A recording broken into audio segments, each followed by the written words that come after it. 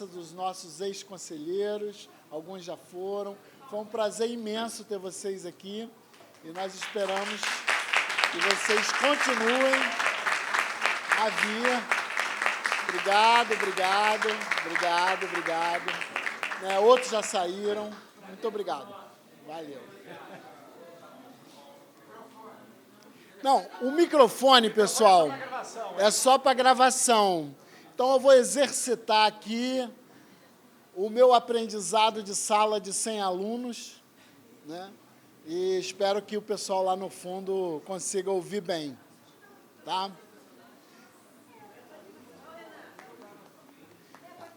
Mas está todo mundo me ouvindo, né? Está me ouvindo? Bem? Tá ótimo. Nós vamos abrir para informes, né? O expediente. Então, como usual, nós vamos abrir para o expediente, mas antes eu gostaria de me autodescrever. Sou um homem de pele clara, 63 anos, amazônida, com um nariz grande, de descendência da Península Arábica, vestindo um terno cinza, sei lá, azul, e uma blusa azul claro. Tá? Poucos cabelos. Acho que me descreve bem.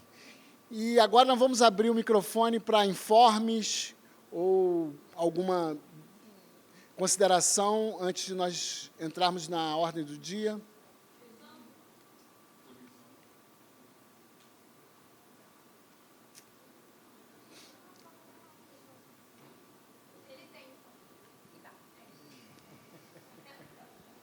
Então, como é o teu nome mesmo? O Naubert foi voluntariado para... Naubert, você tem que falar aqui no microfone, okay. Embora não...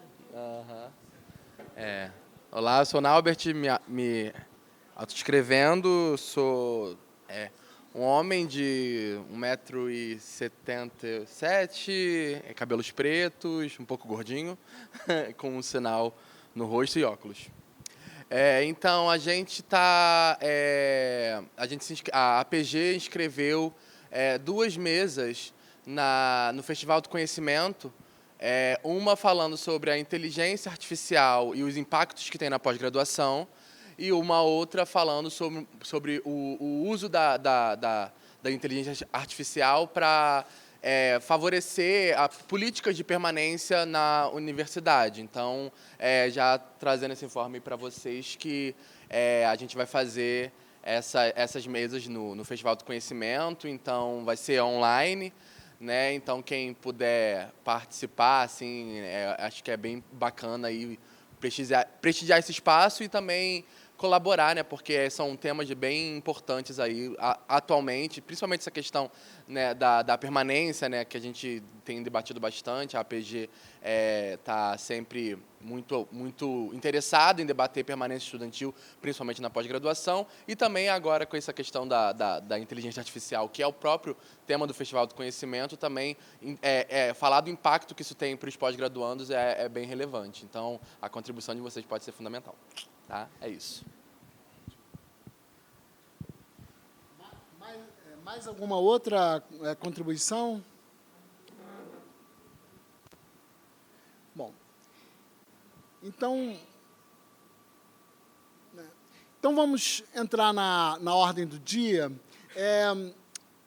Hoje a pauta proposta é uma pauta assim, mais estruturante, que nós vamos conversar de uma forma assim, mais ampla, sobre uma questão que é a questão dos processos burocráticos, né, dentro do CEPEG. Né?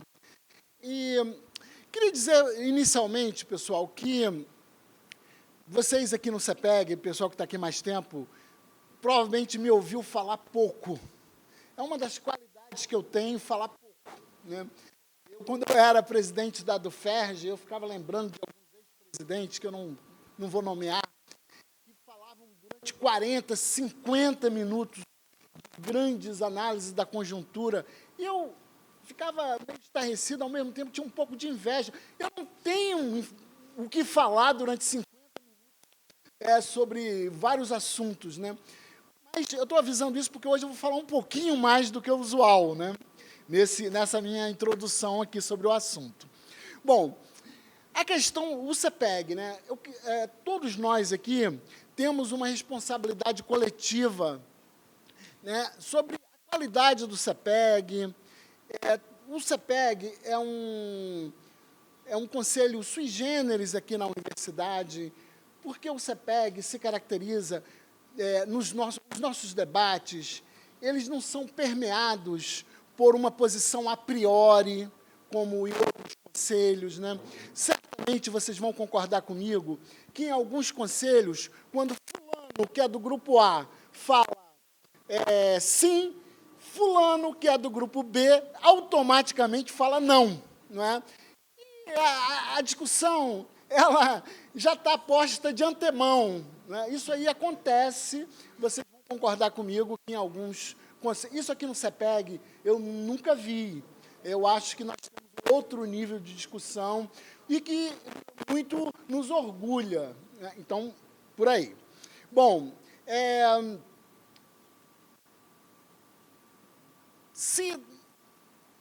imaginei uma situação hipotética, né? Que eu fosse assim, um roteirista da Rede Globo numa novela e o diretor falasse, olha, tem 2 professores universitários que estão nessa cena e eles agora estão meio sem... Estão naquele momento que não tem assunto, né? Eles estão sem assunto, e agora você, como roteirista, vai ter que escrever alguma coisa para eles falarem, para a cena ficar animada. Eu imediatamente teria um assunto, né? Burocracia na universidade. É um assunto que anima todo mundo. Eu mesmo sou um que posso falar muito tempo sobre histórias engraçadas, que eu nem deveria contar, aliás, agora que eu sou pró-reitor, de burlar a burocracia, de enrolar coisas e não seguir. Enfim, é um assunto que nos cativa, né? Que todo mundo... falar do TCU, do processo de 20 anos que pediram documento de 20 anos atrás, todos nós adoramos falar nesse assunto, que é um assunto que nos captura, né? Só que hoje eu proponho, então, uma conversa sobre esse assunto aqui no CEPEG, né? Mas uma conversa nossa, não da burocracia do TCU, não da burocracia das agências de fomento, mas da nossa burocracia, né?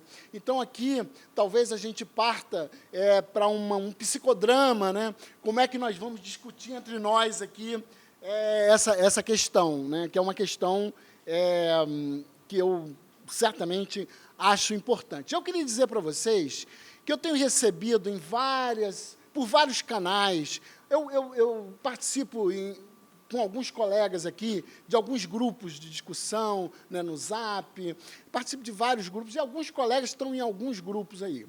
E, nesses grupos, frequentemente aparece essa discussão da burocracia, das normas, e o CEPEG é frequentemente citado. Então, eu fiz uma compilação aqui de 4 ou 5 problemas que eu gostaria de discutir com vocês, tá? Então, primeira coisa... E, aliás, antes de começar com as 5, eu queria citar uma frase de um colega nosso, muito querido, muito estimado aqui na universidade por muita gente, que ele escreveu a seguinte coisa, né? Procedimentos muito burocratizados e que sugerem que o CEPEG tem uma ânsia de controle que não combina com a livre circulação de ideias. Esse colega escreveu isso para mim, né, num grupo de discussão. É uma pessoa importante, muito querida aqui na UFRJ, né, com muita experiência administrativa, escreveu exatamente essa frase que eu li aqui para vocês. Qual era a discussão, né? Então, formação de uma banca normalmente passa pelo menos por 2 instâncias, dependendo do programa. Primeiro ponto.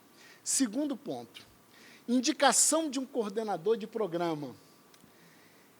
Passa pela comissão deliberativa, passa, talvez, pelo CEPEGuinho, passa pelo CEPEG e passa pela PR4. E pela congregação, esqueci um. Então, gente, um coordenador de programa é mais complicado do que para indicar o presidente da República, que não passa por tantas instâncias, né? Outro problema frequentemente mencionado, institucionalizar um colaborador, uma pessoa que venha trabalhar como pós-doc aqui na UFRJ e precise de um DRE. É outra via crucis. Tem que passar por várias instâncias, né? E muita gente acha esse processo exagerado e que não é óbvio que contribua para a qualidade da UFRJ. Nenhum desses processos. E aí, eu queria falar no último tópico que eu listei aqui, certamente vocês vão lembrar de outros, mas o último tópico que também tem causado muita discussão, né? Os cursos de lato sensu na modalidade remota, né?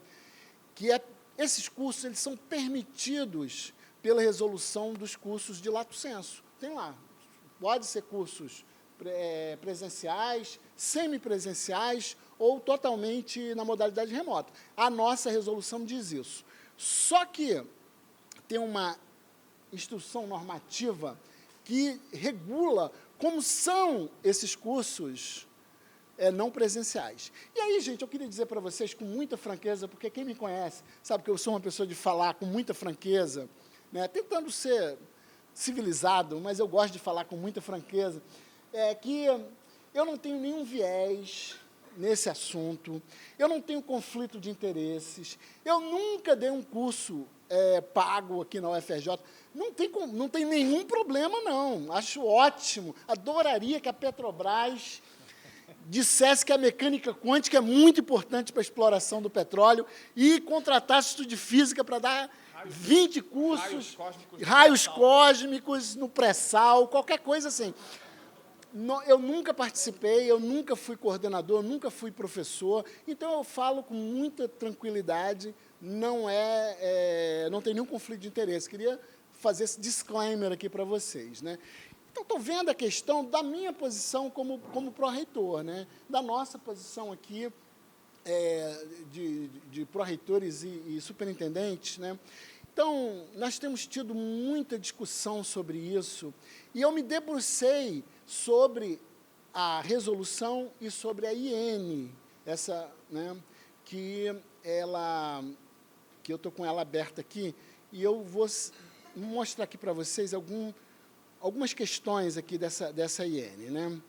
Então, essa IN, ela fala que, primeiro, que tem que haver uma infraestrutura. IN número 42, de 7 de outubro de 2022. Tá? Então, primeiro, ela começa assim dizendo, olha, tem que ter uma infraestrutura para ter cursos não presenciais. E aí, imediatamente, você lê isso aqui e você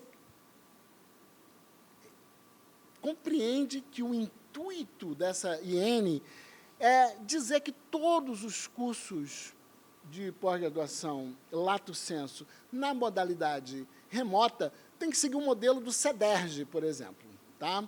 Então, tem que ter uma estrutura, tem que ter, então estou lendo aqui, infraestrutura, espaços administrativos e pedagógicos de coordenação, infraestrutura tecnológica, pessoal técnico, uma série de coisas, né, que quem trabalhou no CEDERJ e tal sabe que perfeitamente se adequa ao CEDERJ, né?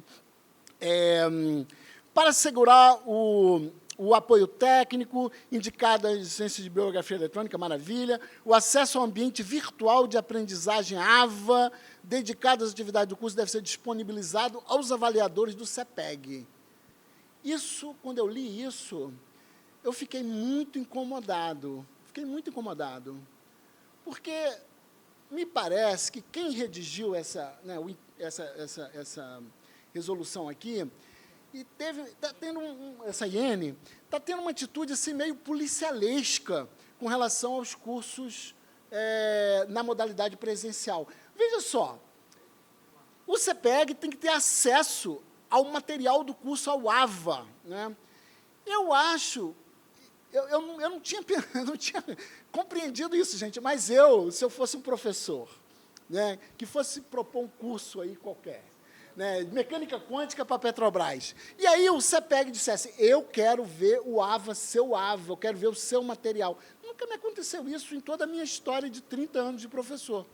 E eu acho estranho que nós tenhamos essa preocupação com um determinado tipo de curso, mas eu nunca vi o CEPEG dizer, olha, colegas, nós temos que ir lá nos cursos estrito sensu, que são, entre aspas, mais importantes do que os cursos lato sensu. Nós nos preocupamos mais com os cursos lato sensu, e eu quero que esta determinada Câmara do CEPEG vá e veja o que o professor está ensinando, qual é o material dele naquele curso tão importante para CAPES, que vai nos dar nota 7. Eu não vejo isso. Nunca vi isso. Né? Essa questão da qualidade, colegas, como é que nós asseguramos a qualidade de um curso? Né? Aqui, eu imagino que alguém que escreveu isso esteja preocupado com determinadas questões de qualidade, de normas, etc.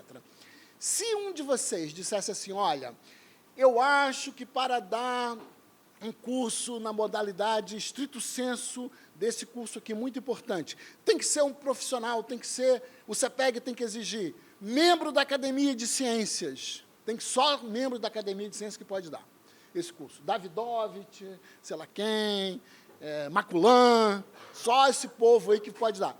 Eu ia discordar disso, mas eu ia entender o objetivo. Essas são vacas sagradas da nossa comunidade, supostamente, né, tem um conhecimento acumulado, excelente, reconhecido, e eu ia entender o intuito. Né?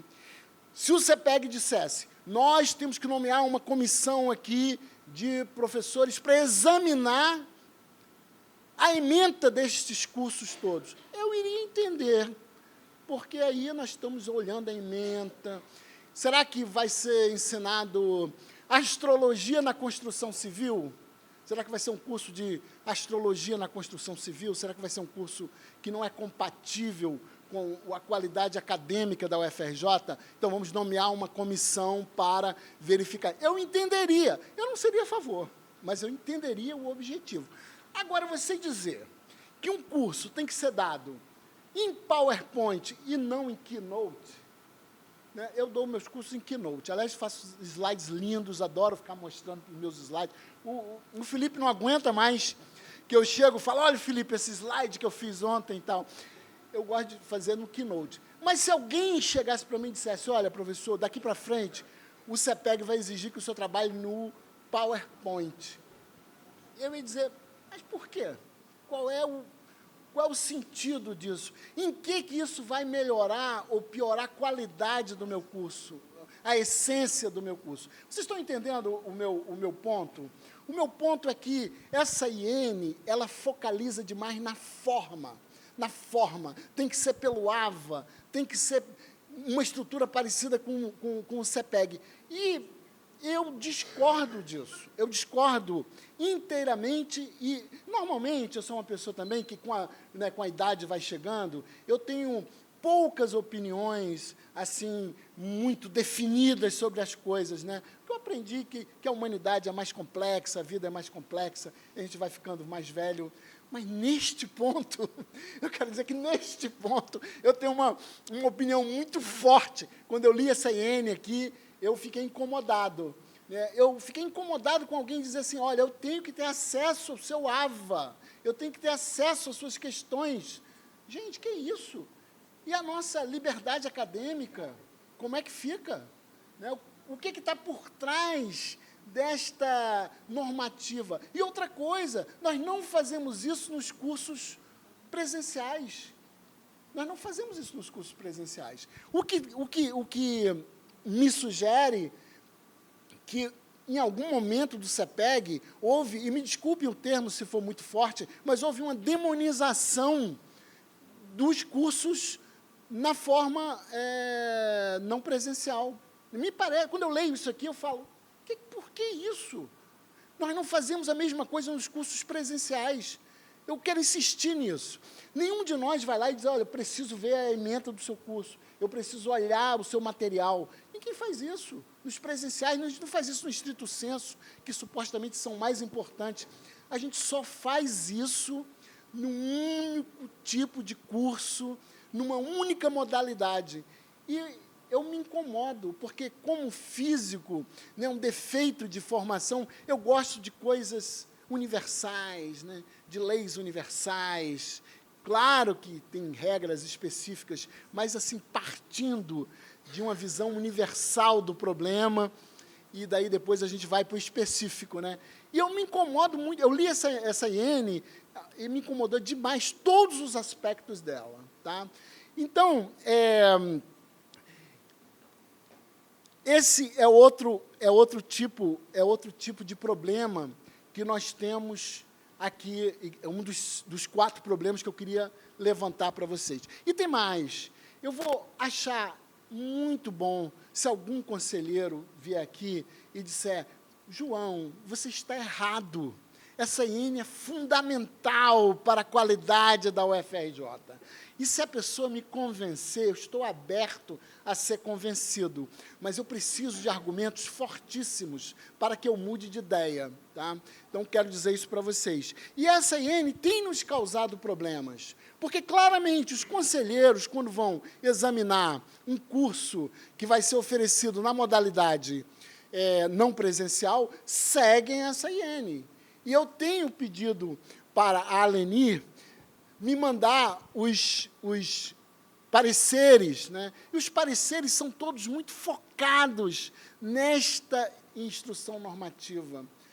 E eu quero dizer para vocês, para terminar essa longa introdução, eu quero dizer para vocês que eu trabalho em grandes projetos internacionais, muito internacionalizados, né? Eu dou aula, não é um curso formal, mas um curso de formação de astrofísica no mundo, que é oferecido para o mundo inteiro. Então, nós temos essa experiência de trabalhar remotamente. Eu fui uma das primeiras pessoas no Brasil que usou Zoom, muito antes da pandemia. Eu tive uma aluna de iniciação científica lá em Belo Horizonte, em 2016.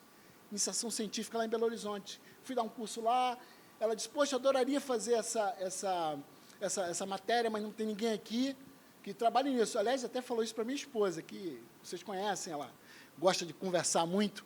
Aí ela falou, uai, ele trabalha com chineses, trabalha com argentinos, por que não pode trabalhar com alguém de Belo Horizonte? Essa aluna começou a fazer iniciação científica comigo, terminou, fez o mestrado aqui, está fazendo o doutorado, é uma excelente aluna, está fazendo um doutorado excelente. Então, pessoal, não temos que ter este viés, este olhar punitivo com os cursos não presenciais. E eu termino também dando outra informação para vocês. Todo domingo à noite, 8 horas, eu tenho um grupo de estudo com alunos do ensino médio do interior do Pará. Eu tenho vários alunos do interior do Pará que estudam comigo física para a gente se divertir e tal, domingo, 8 horas da noite, no Zoom. Funciona muito bem, eles são super motivados, etc. Então, eu quis falar isso para vocês, porque eu acho que a nossa missão aqui é tornar a universidade cada vez mais produtiva, com alta qualidade, e eu não vejo em todos esses processos que eu mencionei para vocês, desde o primeiro até o último, onde esses vários passos, essas várias normas contribuem para a qualidade, né, e para os objetivos do CEPEG mais amplos. Eu não vejo. Então, eu termino aqui essa minha introdução, estou muito disposto a ouvir o contraditório, dizer que eu estou errado e discutir isso com vocês, tá? Então, nós vamos...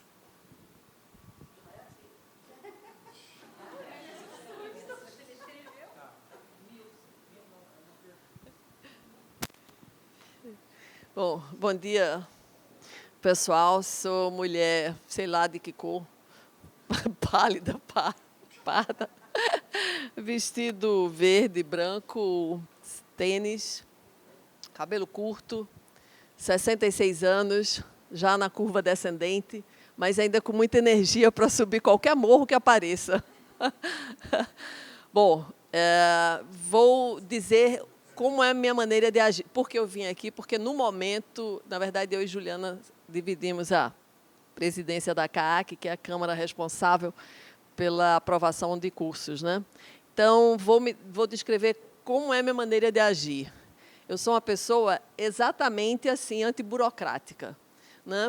Em 2020, vai demorar um pouquinho, não conta meu tempo, não. Eu nunca estouro nada, falo pouco também, mas agora eu vou falar.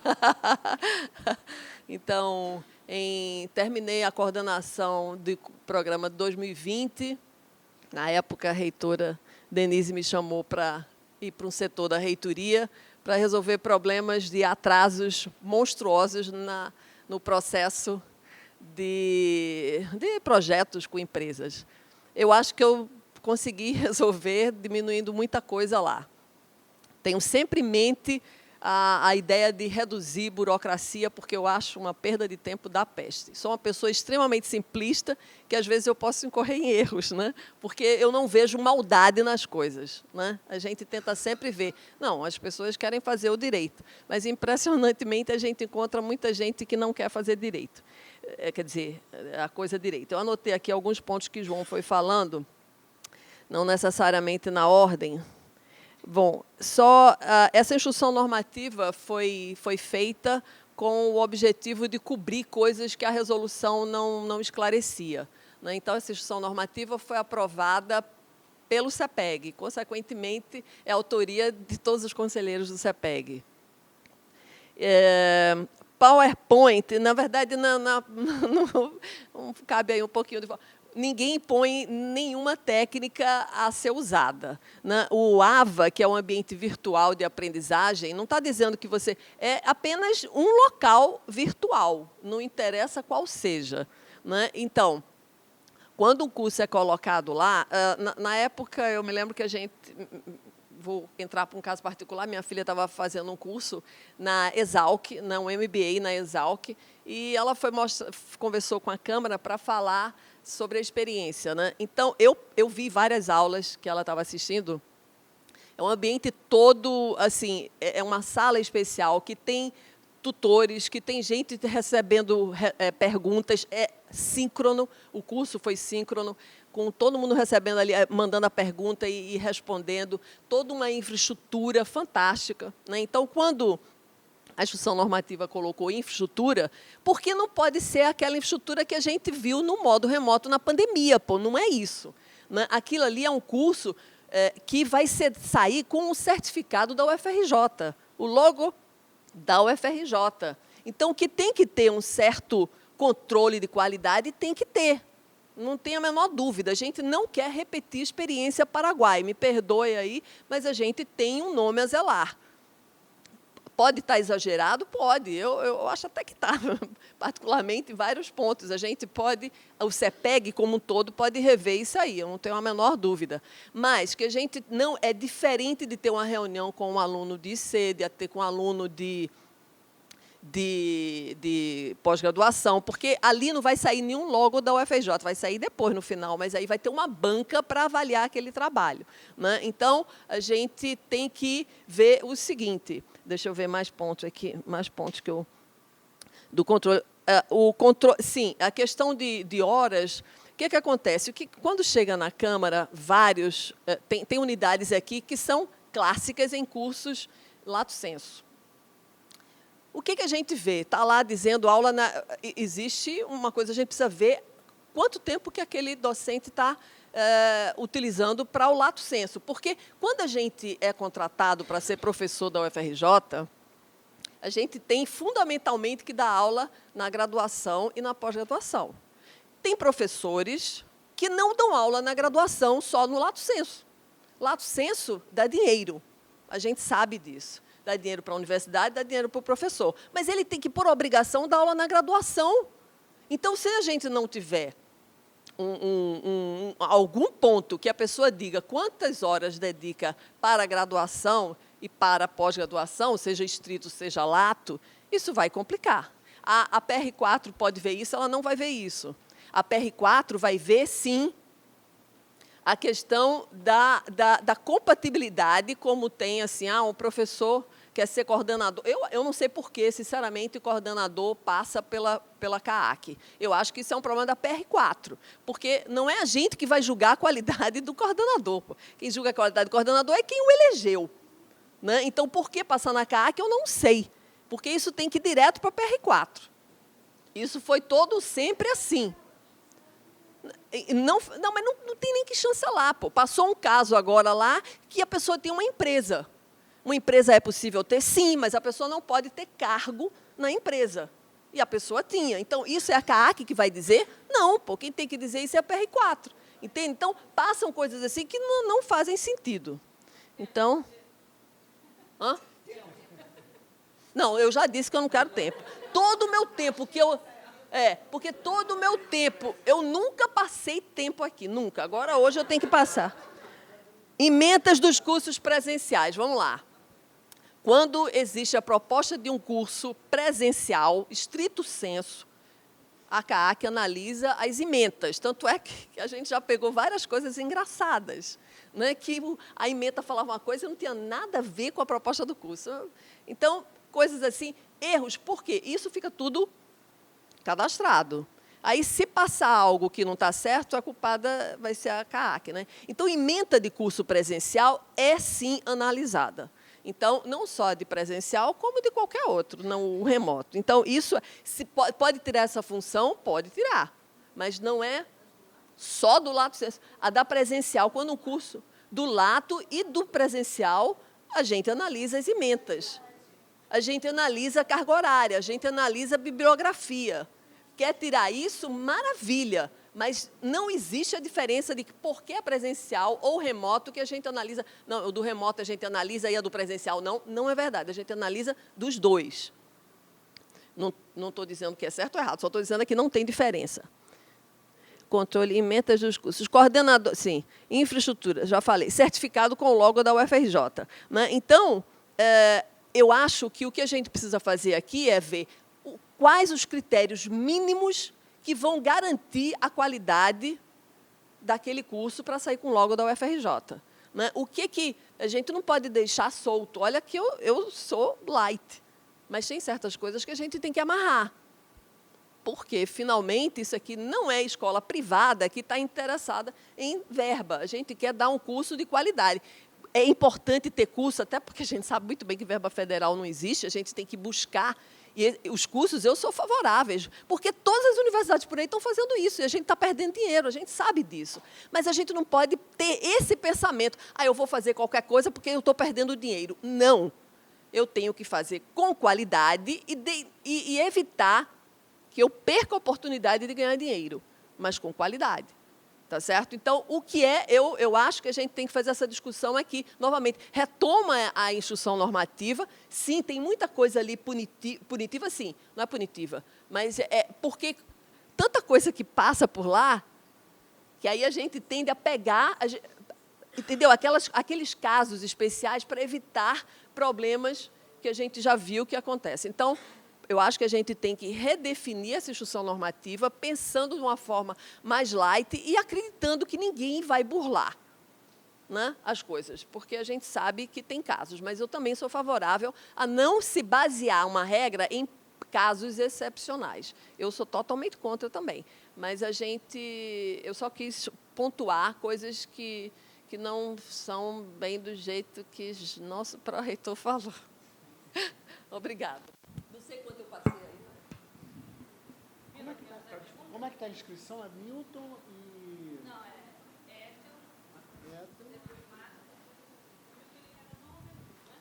é agora não, depois que ela falou. Agora não mais, é a pergunta mais...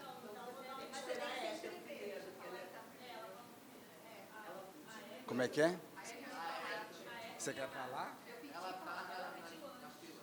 Eu não sabia.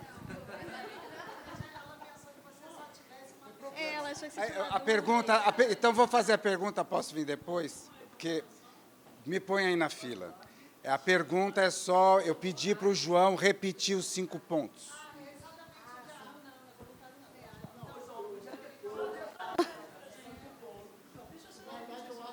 Eu mencionei 4 pontos. Né? 4 pontos. Não, mas eu falei só 4. Foi pós-doc, coordenação, bancas e lato sensu. Foram os 4 que eu toquei. E, com certeza, vocês poderiam adicionar alguns. Gente, eu vou falar pela última vez. Olha isso, que beleza hoje. Hoje é meu último dia aqui, última sessão. Vou me autodescrever, então.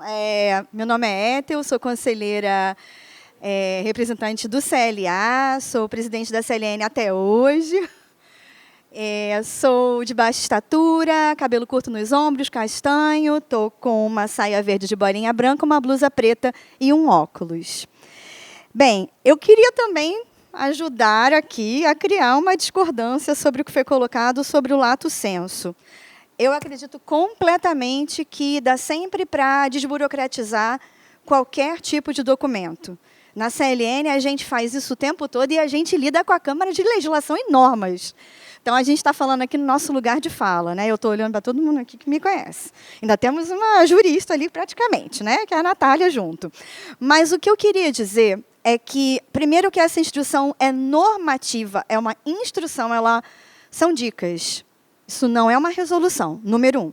Número 2, ela fala que isso daqui é uma norma elucidativa para a criação de cursos de pós-graduação semipresencial e não presencial. Em diversos momentos ela menciona aqui presencial, isso já é uma revisão a ser feita. Mas a gente tem que entender que curso não presencial não é ensino online que a gente conheceu. Ele é feito por um sistema muito coordenado que exige um ambiente virtual de aprendizagem.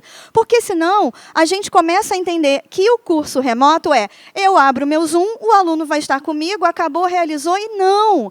Porque qualquer curso bem estruturado, ele vai precisar mostrar justamente o que o nosso pró-reitor colocou como sendo problema. Não, ele tem que dizer, vem cá, qual é o ambiente virtual de aprendizagem que você vai usar? Diga para a gente aqui, mostra como é a funcionalidade. Gente, eu peguei todos os prints aqui.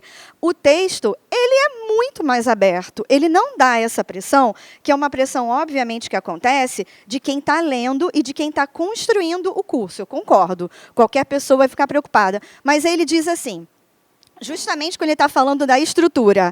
A infraestrutura disponível para a realização do curso deve ser compatível com a proposta. Aí ele fala, você tem uma proposta aqui de AVA, você apresente como é, isso tem que estar ali. Você tem uma proposta de aulas síncronas, está mais abaixo. Então, você diga como isso vai acontecer também. E aí pede para descrever o que você vai ter nessa infraestrutura, os espaços de... O que você vai ter? Isso aqui não são as exigências. Isso não é a resolução. Isso aqui é a instrução normativa. Então, número 1, que pode ser melhorada, acho ótimo, gente. Peguem aqui, você pegue, cria um GT, revisa o que pode ser feito para que isso chegue de forma palatável para todo mundo que está lendo. Mas, sem dúvida, são necessários. Aí a gente continua. Quando a gente está mencionando justamente o acesso ao ambiente virtual de aprendizagem, o que está sendo colocado é que, justamente na proposta, os recursos que serão utilizados, todos eles têm que estar ali, bem como os planos de aula das disciplinas. A nossa conselheira Verônica já falou, isso é olhado em todos, até no presencial, e é olhado mesmo, a gente tem que saber quem é que vai dar aula, qual é a ementa, o que quer realizar com isso. Eu vejo que talvez o que foi colocado aqui, e o lato sensu me pareceu o mais pesado de todos, claro, porque foi o que também teve mais horas dedicadas, mais minutos dedicados, né, na fala do pró-reitor, mas é justamente porque isso daqui, para mim, não é a via de regra e prática. Isso daqui são as instruções para que possa acontecer. Então, o seu processo tem que ser feito com essa instrução. E se ele não tiver, é nosso papel dentro do CEPEG dizer como você me explica isso, como você faz isso. Nós nunca fizemos, nunca barramos, eu falo isso como CLN, acredito que a CAAC também, nós nunca barramos um curso de pós-graduação lato sensu por qualquer coisa que tivesse em desacordo aqui. É só isso. Para eu fechar, então, Não quero passar o tempo, não, tá? Vou ser obediente. Mas eu só quero dizer que no dia 19 de novembro de 2019, eu estava andando, saindo da minha faculdade, da unidade, e a minha diretora, na época, me ligou e falou assim, Ethel, a conselheira que está lá no CEPEG, ela está com um problema, ela não vai continuar. Ela entrou em julho agora. Será que você entraria no lugar? Eu falei assim, não, mas não tem que fazer uma seleção? Não, a decania já me pediu para indicar um novo nome, porque é a gestão agora, né, da Faculdade de Arquitetura e Urbanismo. E eu demorei muito para aceitar, demorei muito, pensei muito, porque eu tinha acabado de ser eleita para o meu programa de pós-graduação como coordenadora, e eu pensei, eu não vou dar conta. Eu quero dizer que foi a melhor coisa que eu já fiz. Porque a escola CEPEG é a melhor escola. Ela tem o selo UFRJ ali, essas 4 letrinhas. Ela tem. E é um prazer enorme ter feito parte de todos esses anos. Obrigada, gente.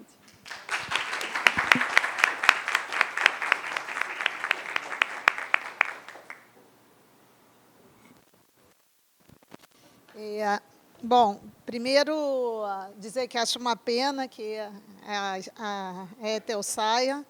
Assim, ela é claramente uma referência, não vou dizer que você é a musa, porque eu não gostava daquela denominação, mas, assim, certamente é uma pessoa que conhece demais os processos e pena que o tempo presencial foi curto.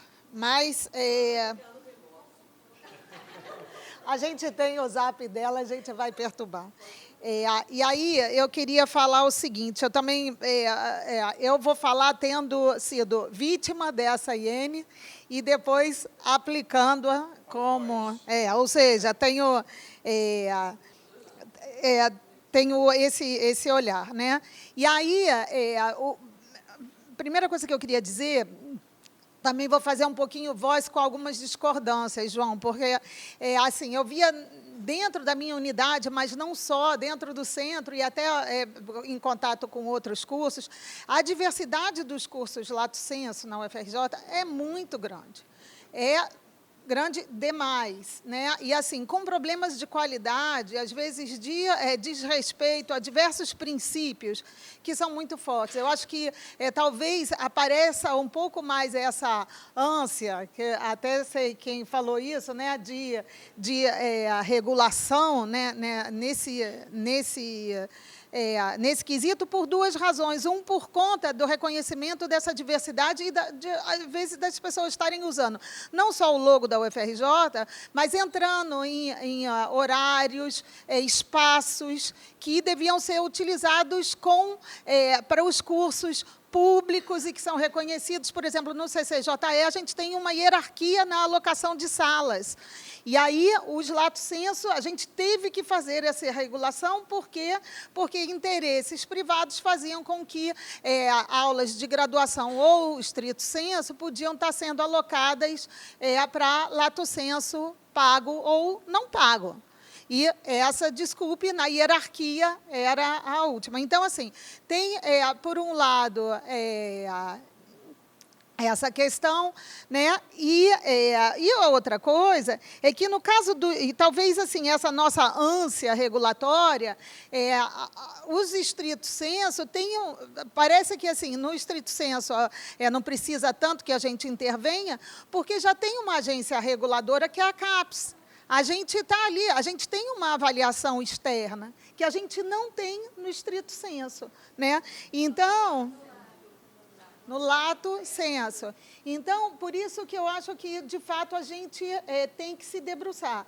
Dito isso, eu acho que as regras, tanto a IN quanto a resolução, tem alguns pontos que merecem ser revistos, né? Eu acho que a gente pode melhorar algumas coisas. A gente fala de AVA, e, assim, insistindo na história do AVA. O Google Scholar é AVA, gente. Então, assim, a gente não está falando do AVA da UFRJ, que cai por conta do sistema, que eu nunca consegui usar.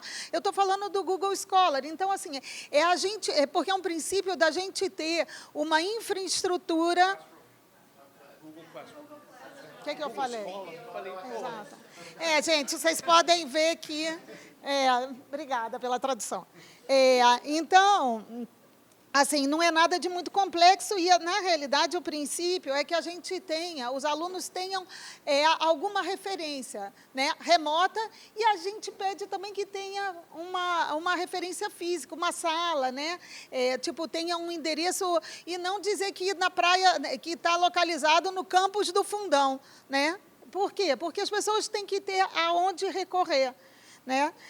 Mas essa questão da infraestrutura física, remota, eu acho que não é. Por exemplo, a gente devia ter um requerimento de site mais atualizado, que aí a gente pode avaliar, etc. A história da gente de disponibilizar para o CEPEG, também para algum conselheiro, isso daí eu não sei se precisa ficar, mas, de qualquer maneira, é para a gente poder, em um momento, dar uma olhada. Né? Alguns cursos respondem falando, olha, a gente não prepara se eu for lançar um curso novo, eu não vou preparar antes todo o material, mas, assim, um mínimo tem que ter. E é isso, dar indicações de por onde vai. Tá? Eu acho que esse era o principal ponto. E o segundo ponto é a questão das horas também. Tanto a gente tem um requerimento de tabelas dizendo quantas horas os professores, tanto os professores, a quantidade de horas do curso que são assumidas por professores da UFRJ. Isso está na resolução, é um mínimo de 50%. Isso é mais do que necessário, acho que é até certo, porque esse não é uma coisa da universidade, né? Então, e a outra coisa é a distribuição de horas,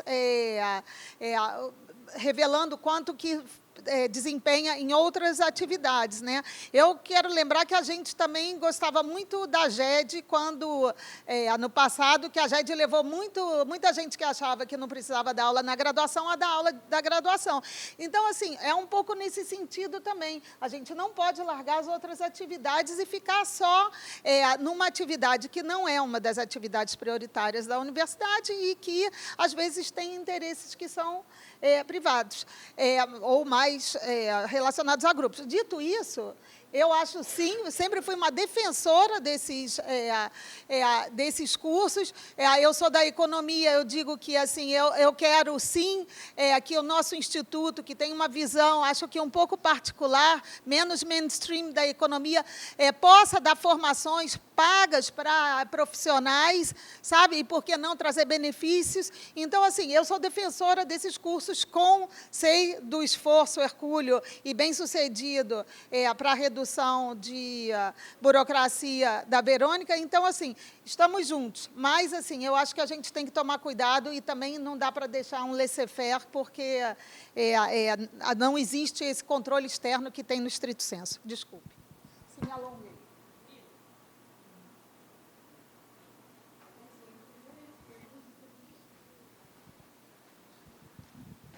Bom, pessoal, homem branco, alto, camisa de manga comprida azul marinho xadrez, calça li, tênis azul, cabelo grisalho, e já depois dos 65, mais uns anos.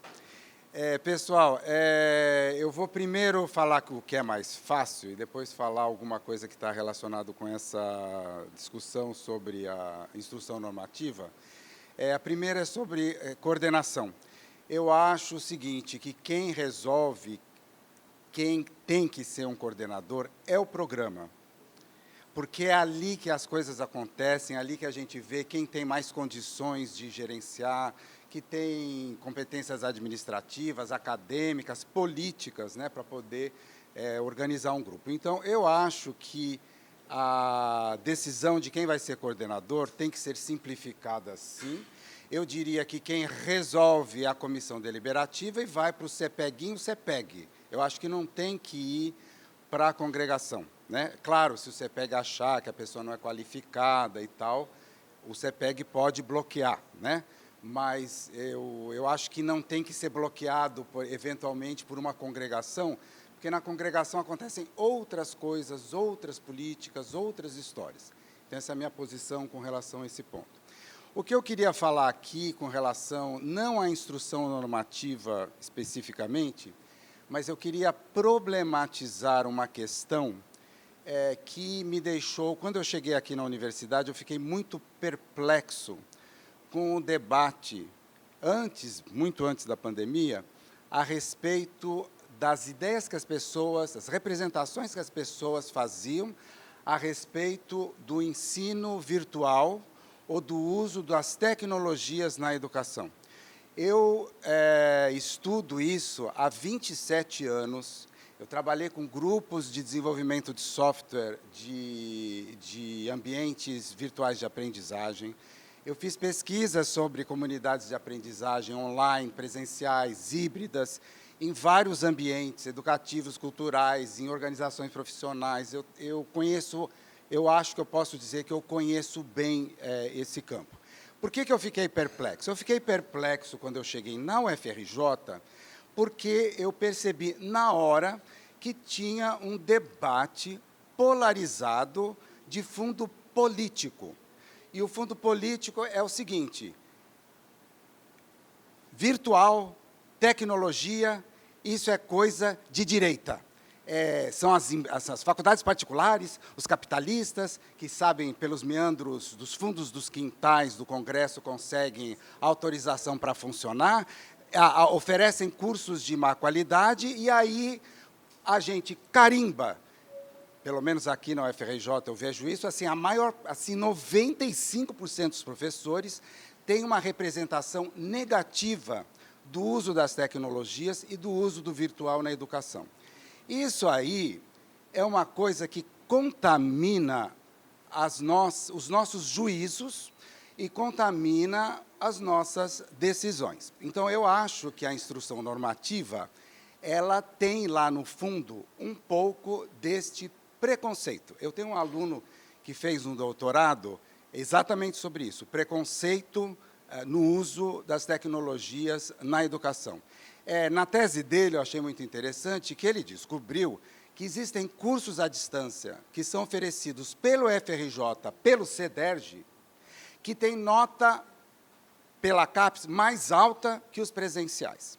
E por que eu quero problematizar isso? Eu quero problematizar isso pelo seguinte: nós estamos preocupados com o uso das tecnologias na educação com os nossos alunos, só que a universidade, depois da pandemia, as câmaras se reúnem virtualmente. Eu nunca mais vi meus colegas na faculdade. Eu circulo em 2 unidades. Estão vazias. Os professores se reúnem à distância, a congregação se une à distância, todos os órgãos se unem à distância, os funcionários não aparecem lá, não porque não estão trabalhando, eles estão trabalhando em casa, não é presencial, os cursos não são presenciais. Nas escolas onde eu funciono, muitos funcionários trabalham por acordo interno 3 vezes por semana em casa e 2 vezes na universidade, porque tem trânsito, porque isso e aquilo. Então, na prática, estou terminando, na prática, o virtual já está em todos os lugares. Então, nós temos que achar uma maneira racional de lidar com a presença das novas tecnologias, até para ajudar a dinamizar, a economizar dinheiro na universidade em várias coisas. E eu acho muito estranho que nós, como professores, apontemos o dedo para os alunos que estão se beneficiando ou que não queremos que se beneficiem disso, porque é má qualidade fazer à distância, quando nós mesmos fazemos tudo à distância.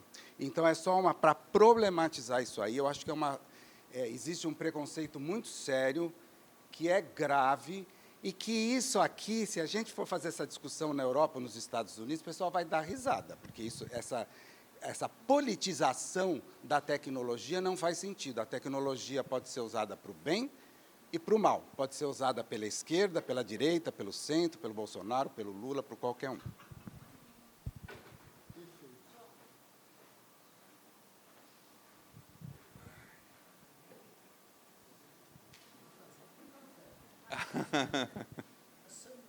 É porque já tinha um João no café, então...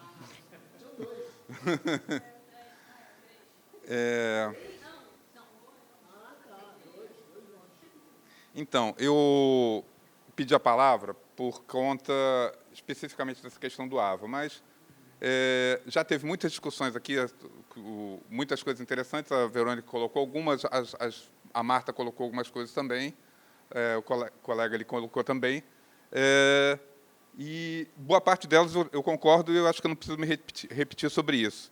Mas eu ainda vou acrescentar algumas coisas a respeito do AVA sobre isso. Bom, antes disso, começar pelo seguinte, foram 4 pontos discutidos. O primeiro deles é a questão do pós-doc. Eu devo dizer o seguinte, não é só o pós-doc que tem problemas. Existe um problema recorrente aqui, que é a questão dos técnicos administrativos que têm direito, em qualquer resolução do CEPEG, de dar aula, só que eles têm dificuldade para acesso ao CIAP necessário para lançar suas notas, para acessar o sistema. Foi feita uma resolução que eu defendi a posição aqui, não era uma resolução, era uma instrução normativa. Por quê? Por que deveria ter sido uma instrução normativa? Porque eu precisava dizer, não é regulamentar uma coisa que já estava regulamentado, era dizer o caminho para seguir isso. E isso não foi feito. Ou seja, agora não se sabe ainda que caminho tomar e as pessoas continuam mandando o pedido disso como colaborador virtual, chega lá na CCDP, CCDP não pode ser colaborador virtual, volta, sem dizer para a pessoa qual o caminho que ela deve seguir. Mas, enfim, eu só quero colocar isso porque é um problema que ainda existe, vai ser necessário outras discussões a respeito disso, esse não é o momento. Em relação à burocratização, é claro, alguma burocracia é necessária, mas concordo também que a gente comete, muitas vezes, excesso de burocracia. Não posso deixar de concordar com o que o pró-reitor falou, que o CEPEG se mete em coisas que também não deveria se meter. Mas isso é uma coisa que vai demandar discussões aqui mais profundas sobre isso. Agora, entrando especificamente nessa questão da instrução normativa dos cursos lato sensu remotos. Bom, me incomodou primeiro essa questão que isso é uma coisa recorrente.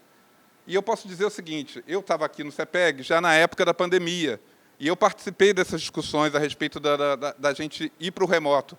E nós demoramos... Olha, a primeira coisa é a seguinte, eu sou coordenador de disciplina do CEDERJ há 20 anos, 2004, exatamente a época que eu comecei.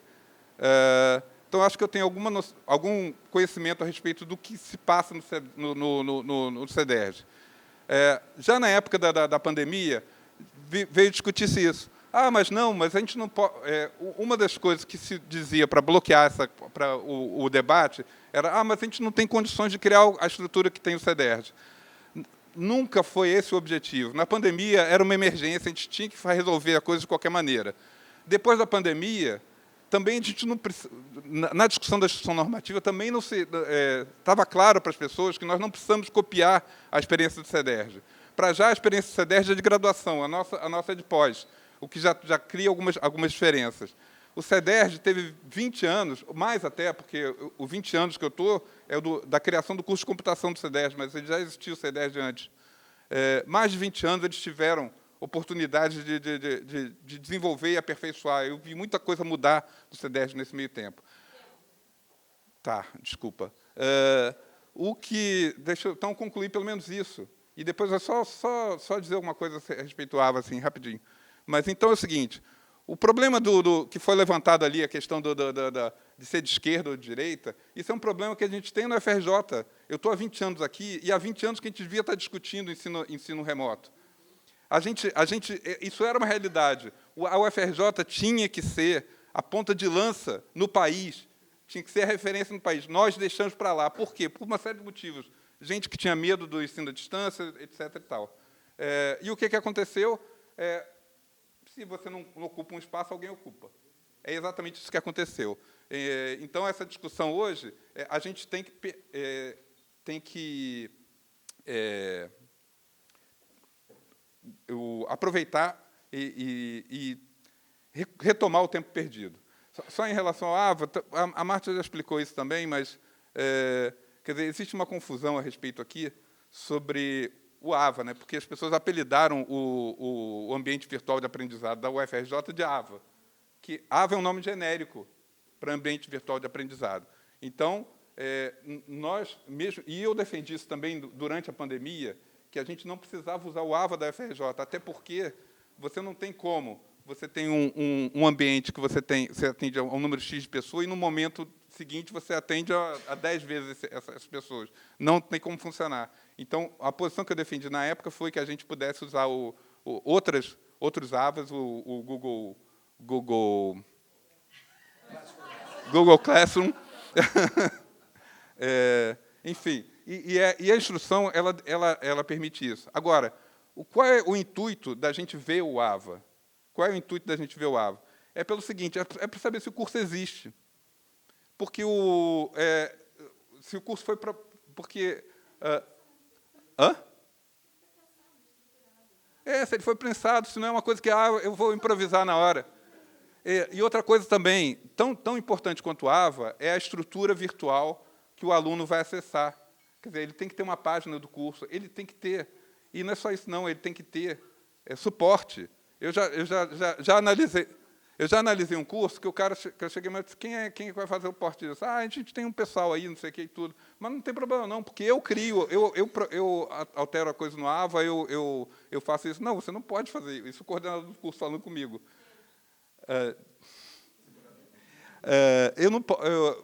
E se você fica doente, quem que vai fazer isso? Tem que ter alguém, tem que ter uma estrutura porque o aluno, o que ele vai ver é a página, o que ele vai ver e ele tem que ter instrumentos de comunicação com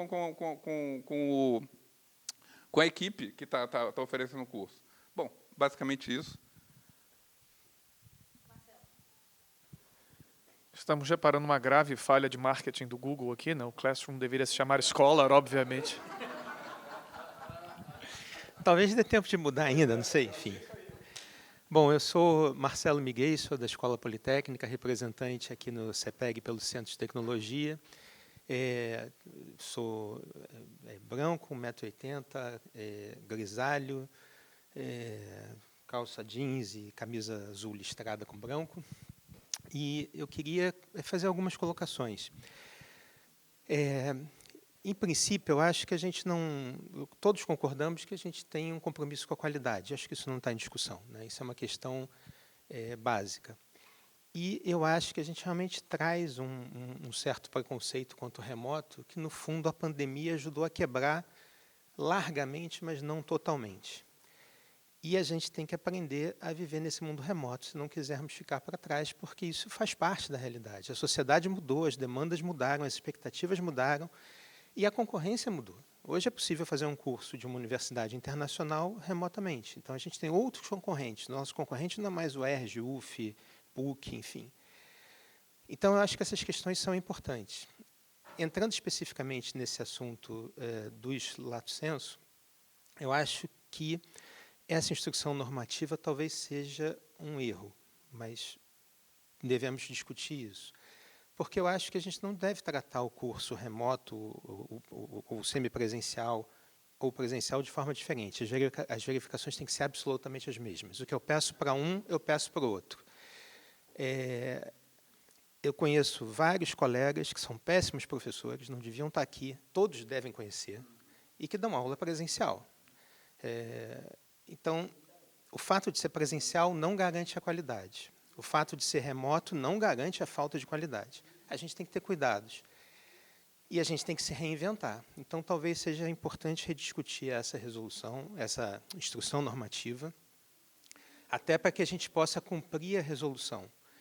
E acho que a gente tem que saber distinguir também o que é EAD, né? O que é o ensino à distância, em que o contato pessoal é muito pequeno e você tem as ferramentas virtuais atuando o tempo todo, e o que é o ensino remoto síncrono, em que um professor está disponível, ele precisa de uma estrutura de apoio, obviamente, mas muito menor, a gente tem o curso ao vivo, né? E aí eu vou entrar mais especificamente, vou fugir um pouco da discussão geral, para trazer um caso específico que me preocupa enormemente como representante do CT, e em particular como professor da Escola Politécnica, e aí eu gostaria de fazer primeiro uma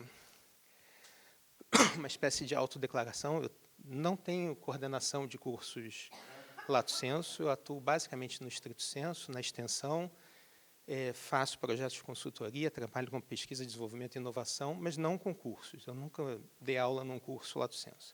Mas eu estou numa unidade que tem curso lato sensu, que tem uma história de curso lato sensu. Então, embora não participando por dentro, eu vivo essa história. Eu vou pedir para estender um pouquinho, como fez a Verônica, porque eu acho que eu tenho uma série de coisas para... Oi? Deu um mau exemplo, como eu fosse seu suplente, eu farei o mesmo. Enfim. Peço desculpas pela extensão, mas acho que esse é um assunto crucial.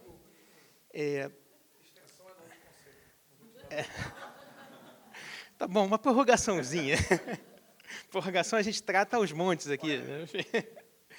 Mas a Escola Politécnica tem cursos que estão na sua... mais de 60 turmas, cursos de mais curta duração. Tem cursos de longa duração, como o da Engenharia do Trabalho, que estão na turma 42, Engenharia de Manutenção na turma 39. Faz-se lato sensu há cerca de 40 anos na Escola Politécnica. Há alguns anos atrás, quando a gente teve muitos problemas orçamentários, né, continua tendo, isso não é novidade para nós, que o professor Erickson era o diretor da escola, ele dizia, olha, a gente sobrevive porque temos os cursos, porque para cada real que o MEC bota na escola, a escola faz 10 para poder financiar a graduação. A gente tem, talvez, a pior relação de verba-aluno da Universidade Federal do Rio de Janeiro. A gente recebe R$ 44,00 por aluno ano. É uma vergonha, não compra nem papel higiênico para os alunos. Né? É impossível. Então, isso é uma atividade que a escola faz regularmente há 40 anos, ou cerca disso, um pouco menos talvez, que financia a graduação, é essencial para nós, e a gente está numa situação muito delicada, porque, pragmaticamente, em dezembro de 2021, portanto, o final de novembro, ou dezembro, enfim, não me lembro a data exatamente, nós pedimos 20 novos cursos que não são novos. São espelhos de cursos existentes. Alguns desses que têm 30, 40 turmas.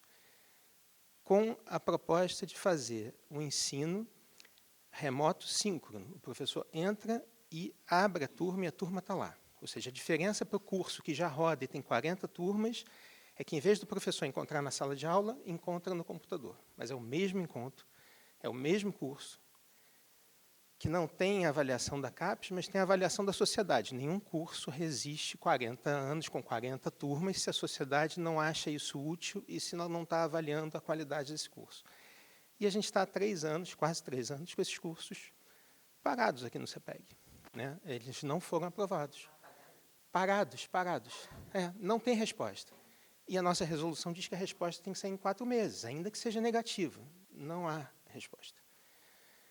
Então, isso é uma situação muito complexa, que eu queria chamar a atenção e pedir um envolvimento da Câmara para que isso se resolva, porque é absolutamente fundamental que a gente possa fazer isso. Essa atividade é prevista, a gente tem a possibilidade de fazer extensão. O fato de ser remunerado é um elemento a mais que ajuda a Escola Politécnica e ajuda a própria universidade. Né? E algumas questões que foram levantadas aqui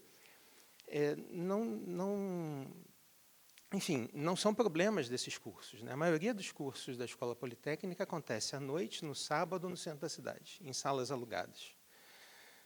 O professor que tem mais cursos, que é o professor Quagliarini, ele participa ativamente na graduação, nunca deixou de cumprir suas atividades. Inclusive, ele tem, na pós também, e ele tem uma história emblemática, porque a coisa de uns 10 ou 15 anos atrás, ele teve câncer e ia dar aula com a quimioterapia pendurada no... Ele dizia que preferia assim porque ele não pensava no que estava acontecendo. Então, ele deu aula com câncer, com quimioterapia. Então, a gente não pode falar que essas pessoas não são dedicadas. Então, eu pediria uma atenção especial para esses cursos, porque a gente está numa situação que é uma situação inusitada, atípica e insustentável. Então, peço desculpas pela extensão, mas deixo aqui, então, esse pedido.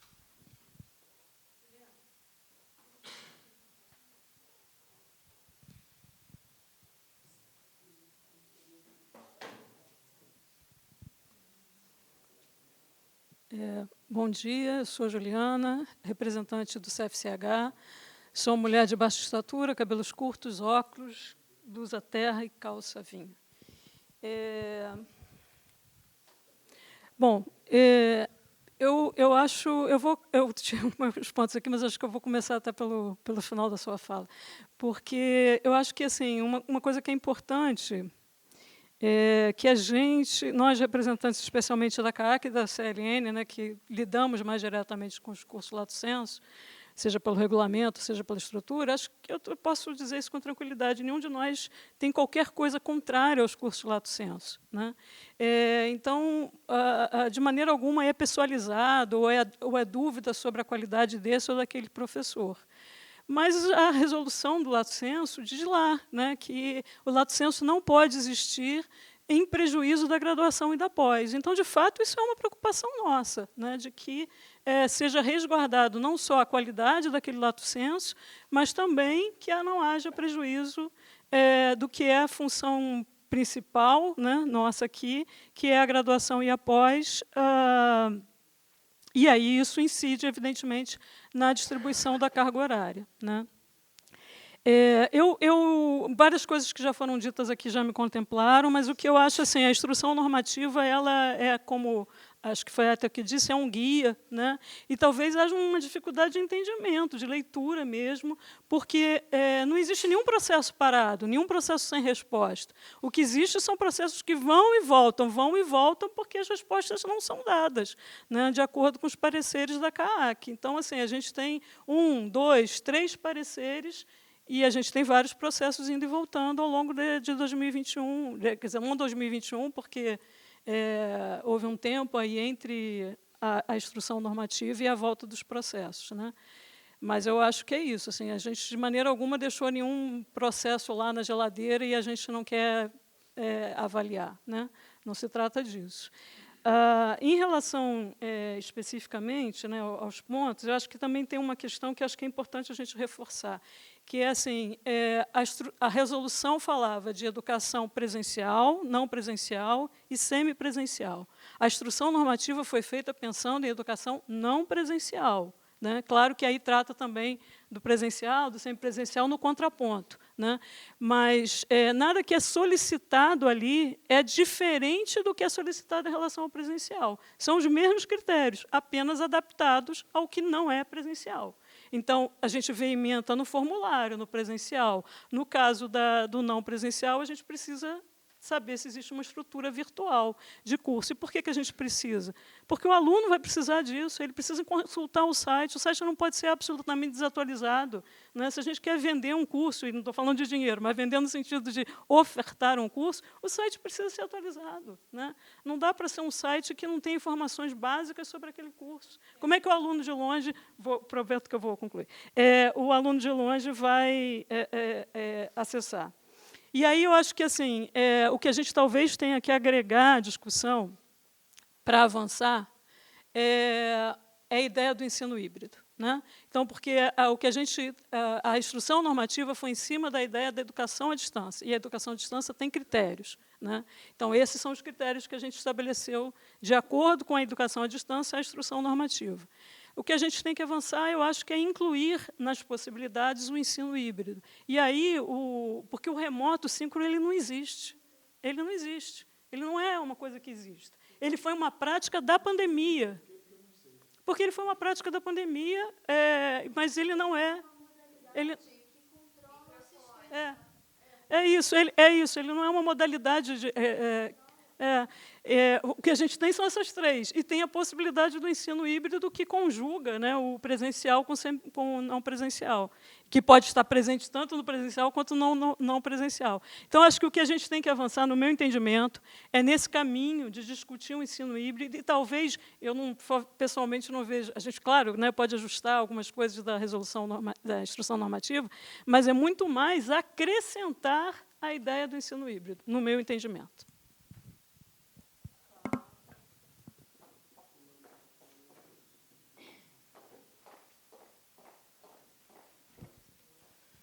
Oi, é muito bom a gente ter esse tipo de discussão aqui, agradecer o João trazer esse tema, né? Quando eu cheguei no CEPEG, eu fiquei apavorada, né? Eu era uma docente jovem, relativamente jovem, me acho jovem, vai me descrever. Sou jovem, tenho 44 anos, estou com um vestido rosa e vermelho florido, uma jaqueta de couro, sou estatura média, porém estou de salto, cabelo escuro. Eu me assustei, porque eu imaginava uma coisa diferente, assim, do conselho de pós-graduação está discutindo assim a política da pós-graduação, do financiamento, da pesquisa.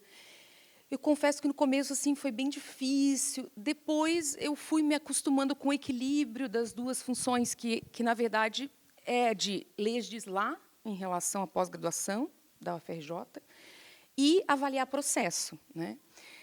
Mas eu confesso que eu ainda acho, concordo com o João, muita burocracia. Eu escutei tudo que todo mundo falou, todas as ponderações são importantes, mas eu acho que a reflexão geral ela é importante.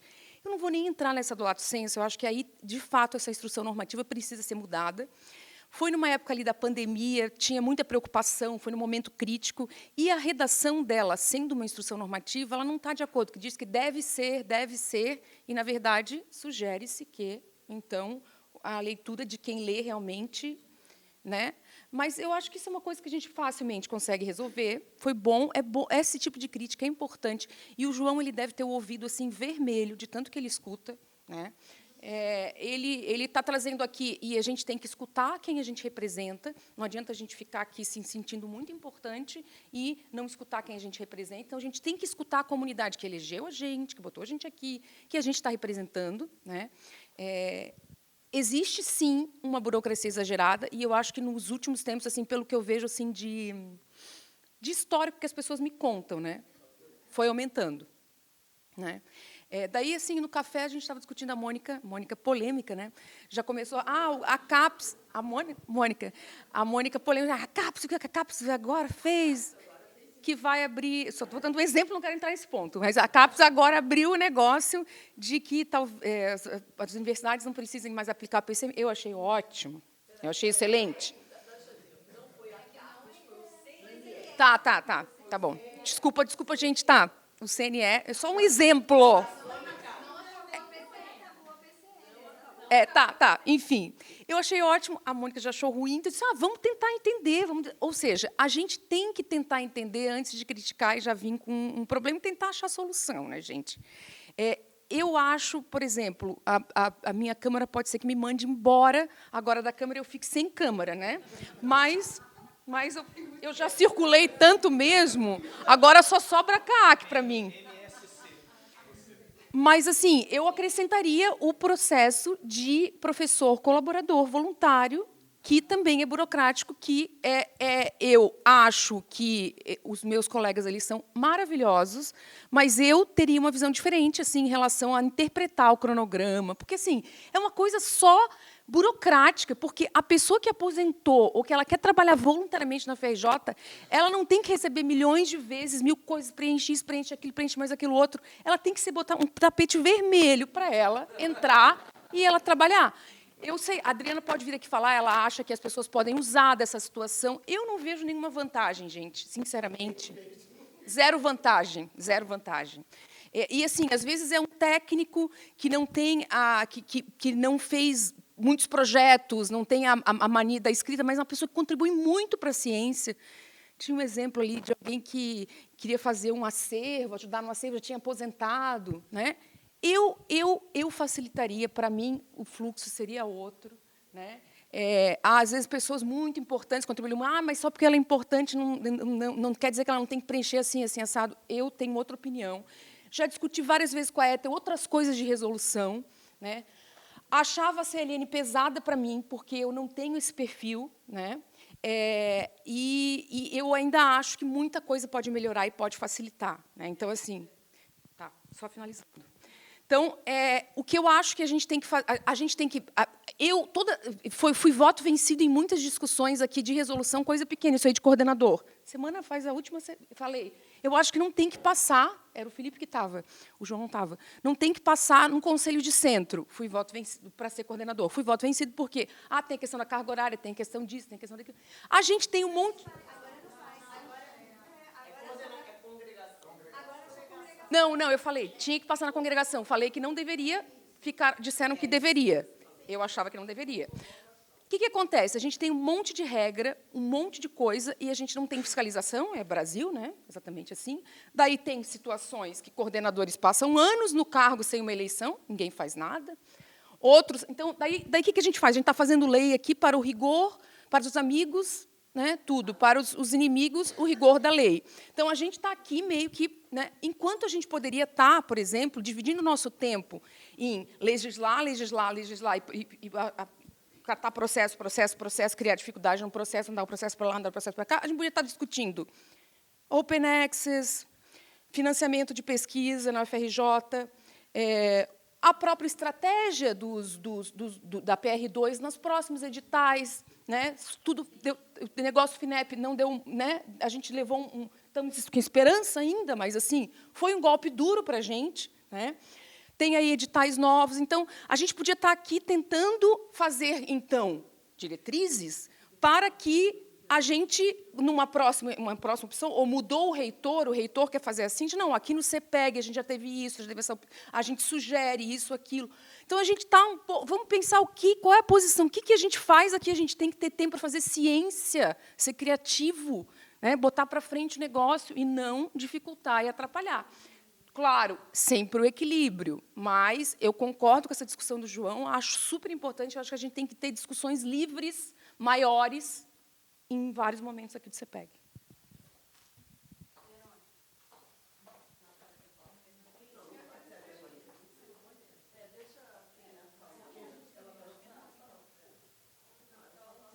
Tá, né? Eu, João, depois... Então fala a Mônica primeiro.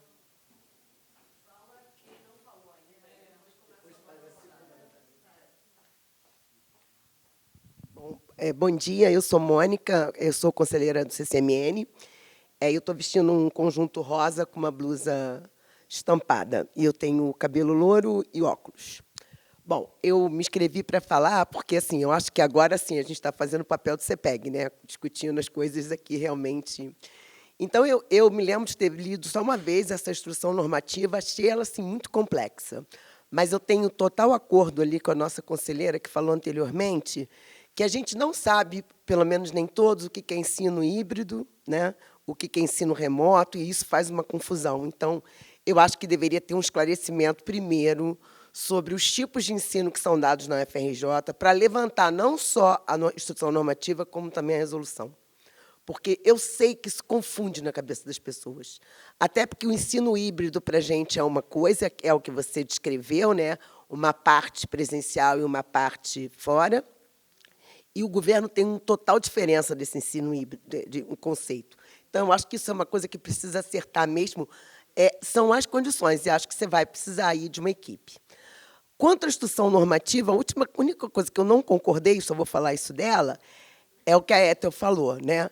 Que o conselheiro pode dar uma olhada. Não. Eu acho assim, que se você está propondo um curso da UFRJ, que está entrando como lato sensu, mas é da UFRJ, então esse curso tem que ser avaliado antes. E depois, quando ele for lá para o ambiente dele, ele vai ser avaliado como todos os cursos são. Certo? Então, eu acho que você não pode deixar o seu AVA aberto para dar uma olhadinha. Eu discordo disso totalmente. Eu acho que o curso tem que vir concreto. Olha, eu sei quem vai dar aula, as pessoas que são compatíveis, o que vai ser as aulas, etc. E é isso que as câmaras olham, né? É isso que o CPEG olha. Não tem que olhar o que o cara está fazendo dentro de sala, que eu acho isso um desrespeito à liberdade de cátedra. Não, assim, é só a minha opinião, né? Eu acho que o que a gente tem que fazer é para entrar uma coisa boa no UFRJ. E tem que verificar isso, se está boa. Se não está boa, então... Entendeu? Eu acho que tem que ser isso. E lamento, assim, porque hoje o professor Marcelo me deu um número que eu venho perguntando lá para o meu diretor há um tempo, né? E ele também para nós, né? Quanto custa um aluno no Instituto de Química? Você tem aula prática? Então, posso considerar que o nosso aluno deve custar por volta de R$ 44, R$ 50, né? Sim, mas estou assim, fazendo R$ 50, quer dizer, é muito pouco dinheiro, né, para a gente estar numa situação tão ruim como nós estamos na UFRJ. Deve ser 5, né? Mas, de qualquer maneira, eu acho que a questão da normativa ela deve ser olhada assim, agora que passou o demônio da pandemia, né? Eu acho que ela tem que ser olhada agora que está na hora de olhar não só a resolução, como a instrução normativa. Agora, quanto aos outros pontos que vou falar aqui, eu acho que o coordenador deve ser, obviamente, aceito pela sua CD, aceito pelo CPGP e ir para o CEPEG, né? Ah, não, mas aí a gente está dando uma satisfação ao Instituto. Tudo bem, então apresenta lá, mas não precisa ter aprovação da congregação. Porque, veja bem, até mesmo o CEPEG, o que o CEPEG vai poder falar da escolha do coordenador? Qual é a situação que vocês veem que o CEPEG precisa dizer que aquele coordenador não está apto? Veja bem, a CD, que é quem luta pelo seu programa, já aprovou o nome do cara. A CPGP, que é quem luta pelo programa da unidade, já aprovou o nome do cara. Por que o CEPEG vai dizer que aquele coordenador não está apto? Eu só quero entender isso. Então, eu acho que desburocratizar isso é a gente cortar atribuições. Se tudo passa no CEPEG, então a gente não está desburocratizando nada. A gente tem que deixar ali para CD, para CPGP, porque sabe o que aconteceu? Assim, vou falar uma coisa, prometi para Éter que eu não ia falar nesse assunto, mas eu tenho que tocar. Sei que é um assunto delicado, Éter, eu sei o quanto você ralou, mas a verdade é que, tanto na 1 de 2006, quanto agora, na nossa resolução que a gente acabou que você herculeamente aprovou, sim, mas ela está muito burocrática, porque ela não mudou nada. O cara passa em todas as instâncias, na CD, na CPGP e no CEPEG, então não está desburocratizando nada.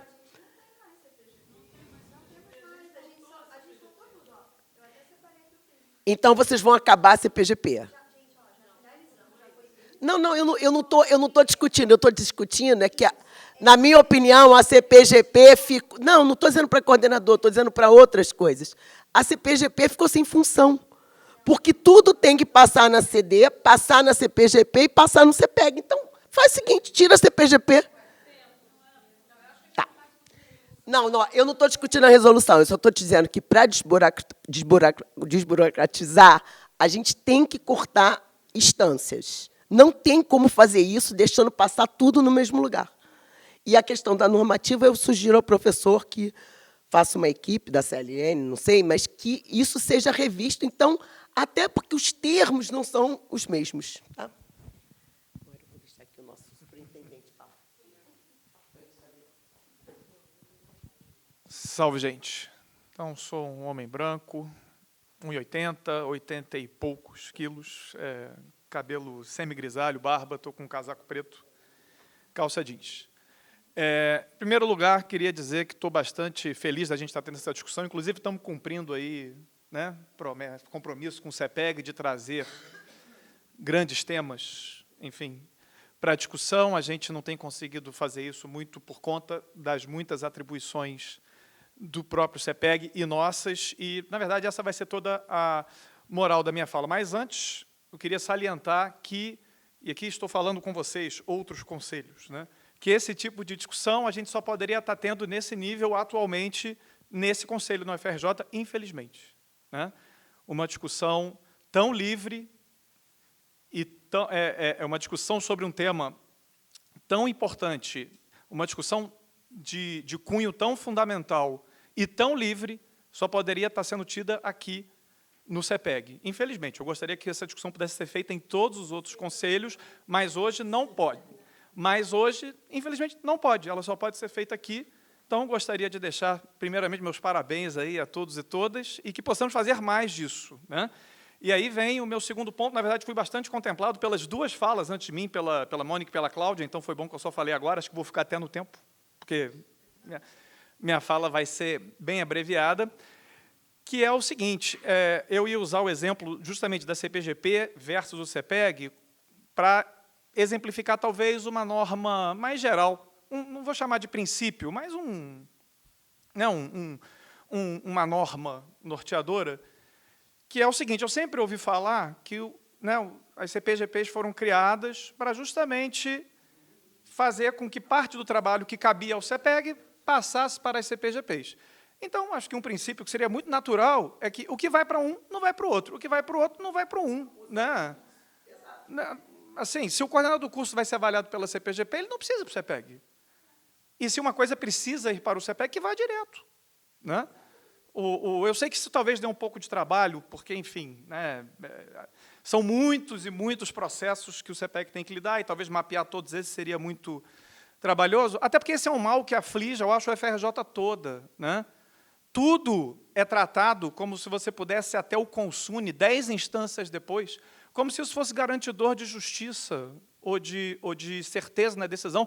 Eu, em particular, nunca vi um estudo científico que garantisse que quanto maior o número de graus de jurisdição, maior é a justiça conferida.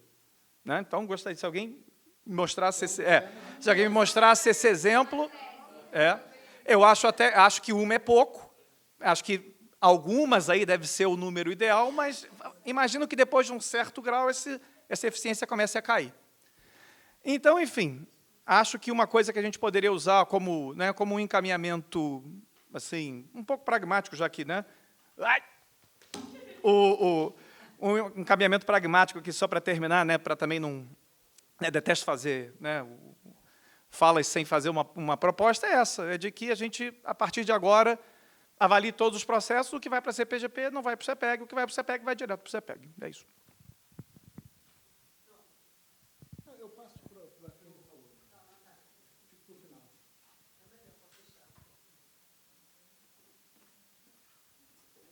Bem, gente, bom dia a todas as pessoas presentes. Me autodescrever, sou uma mulher negra de pele clara, tenho 1,56, estou com cabelo com coque abacaxi,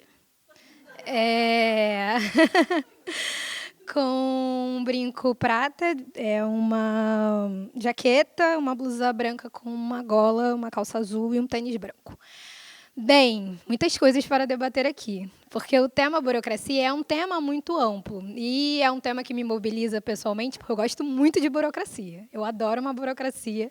Todos os meus amigos falam isso, porque já me conhecem há muito tempo, porque a burocracia, como já falaram aqui, ele é um mal necessário. E eu acho que é o desafio da humanidade, do mundo moderno, é como você desburocratiza sem perder a burocracia e a finalidade para a qual ela serve. Né? Eu costumo dizer que é a burocracite. Você não pode largar a burocracia, mas você também não pode incumbir da doença da burocracia, que é acabar descumprindo a função, né? Que é efetivar os processos.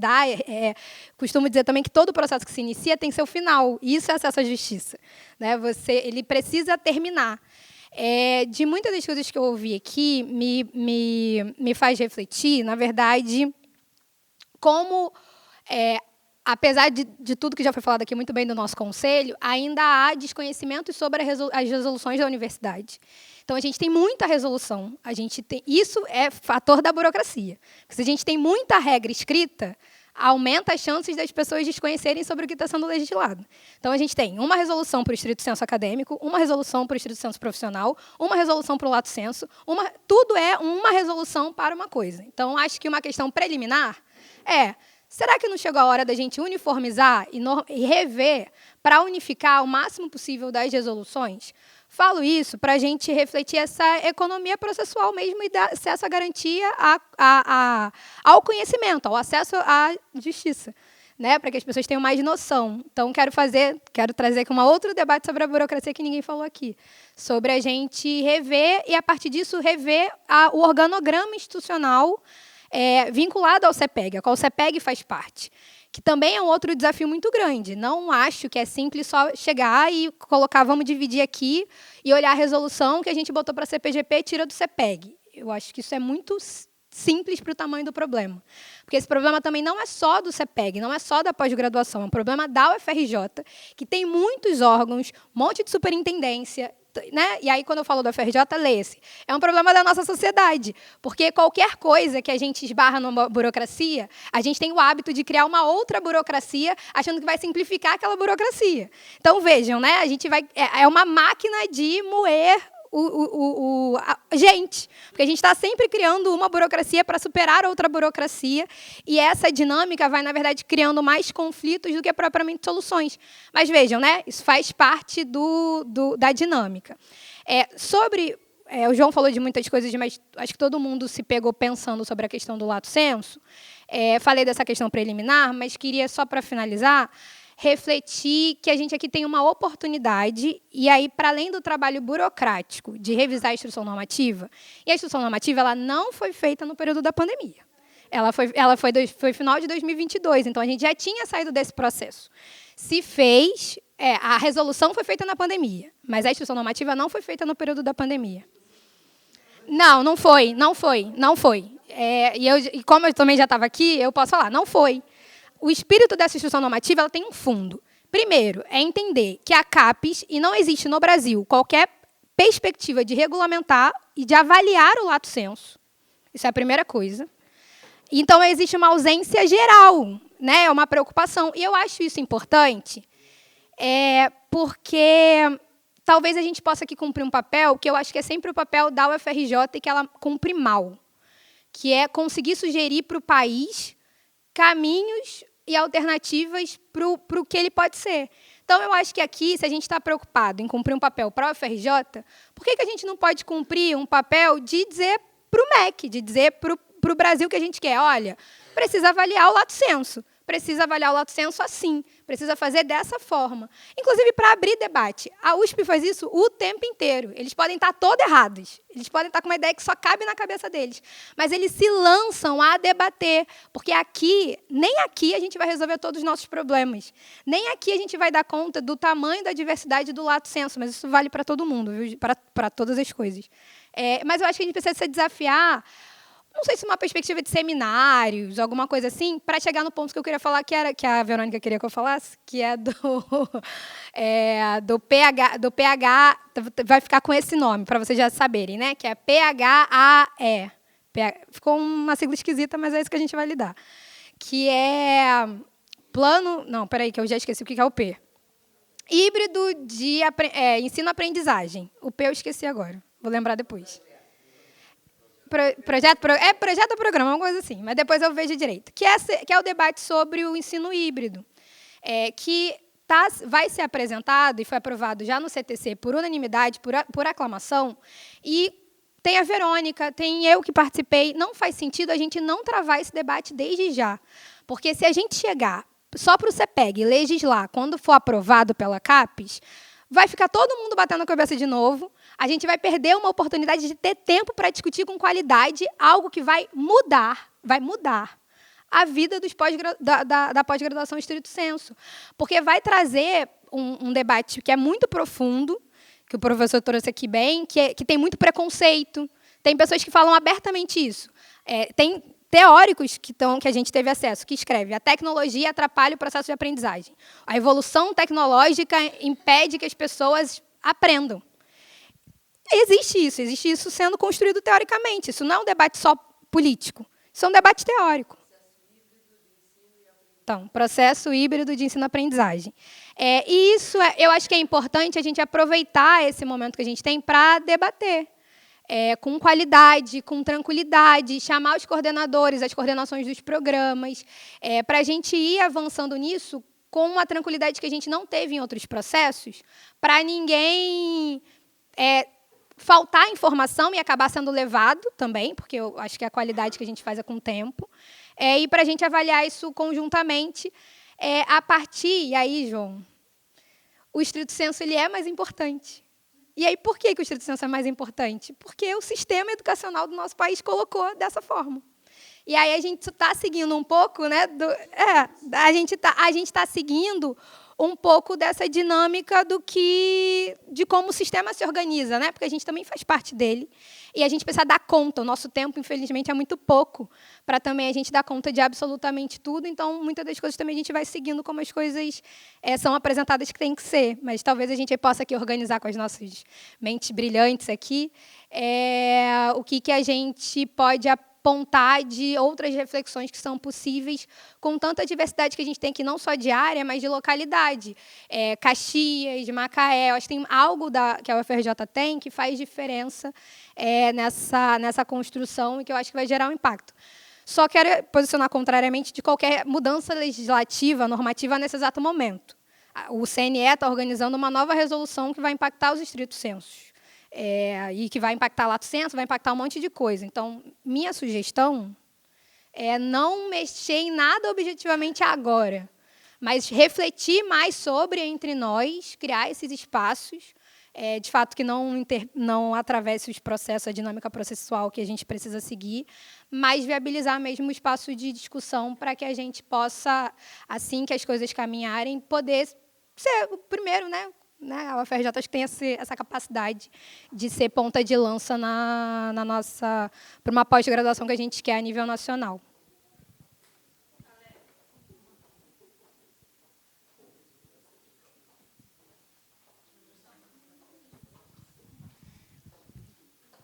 Oi, bom dia. Meu nome é Aléria Lage, sou representante do CLA.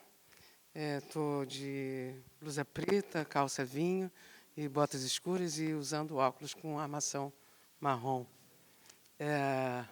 Sou gordinha, tenho cabelo grisalho e crespo. Então, queria fazer uma observação, né, diante da fala da Natália, a questão do preconceito, né? Acho que uma das razões de não se querer muito o ensino à distância, o ensino híbrido, o que quer que venha a ser chamado, se abrir, né, a seleção para o país todo, né, é você poder ter alunos do país todo. Isso aconteceu na pandemia, né?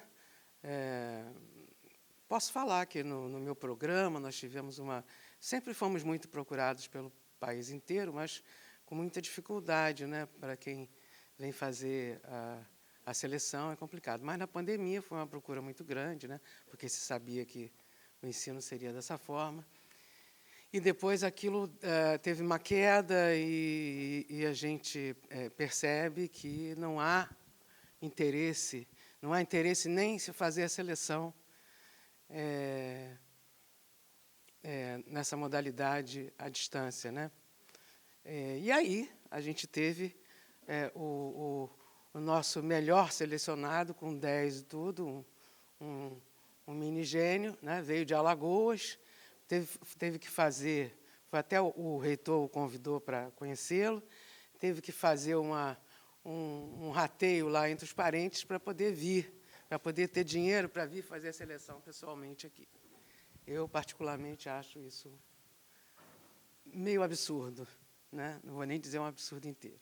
Então, esse é um ponto. O outro ponto, vou ser brevíssima, uma sugestão, tudo que envolve, aí a Natália pode falar se eu estou certo ou errado, tudo que envolvesse, né, o que vem envolver questão trabalhista, né, poderia ir direto, depois da coordenação não, do programa, né, da comissão deliberativa do programa,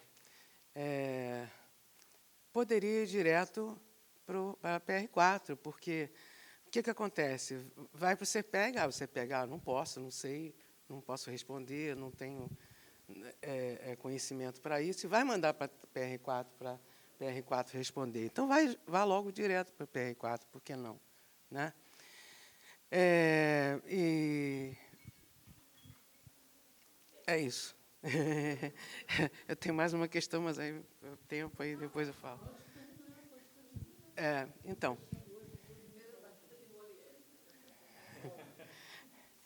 Então, eu não sei como isso poderia ser feito, não sei como é essa discussão. Eu acho que, se a gente pensar em mexer no que já está pronto, todo mundo vai ter déjà vu, né?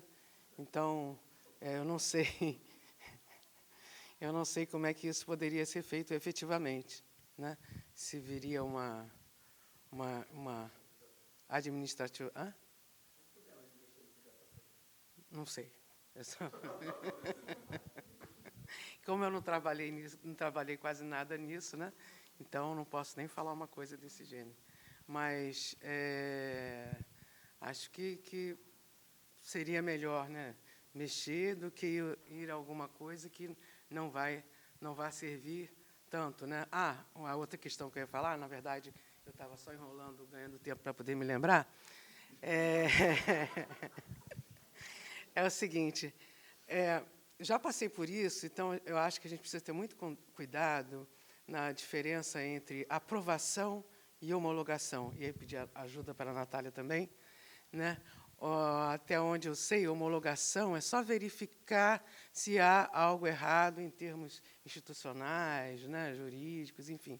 E a aprovação é muito mais subjetivo. Eu posso dizer, não quero esse cara, não aprovo esse cara por isso, por isso, por isso.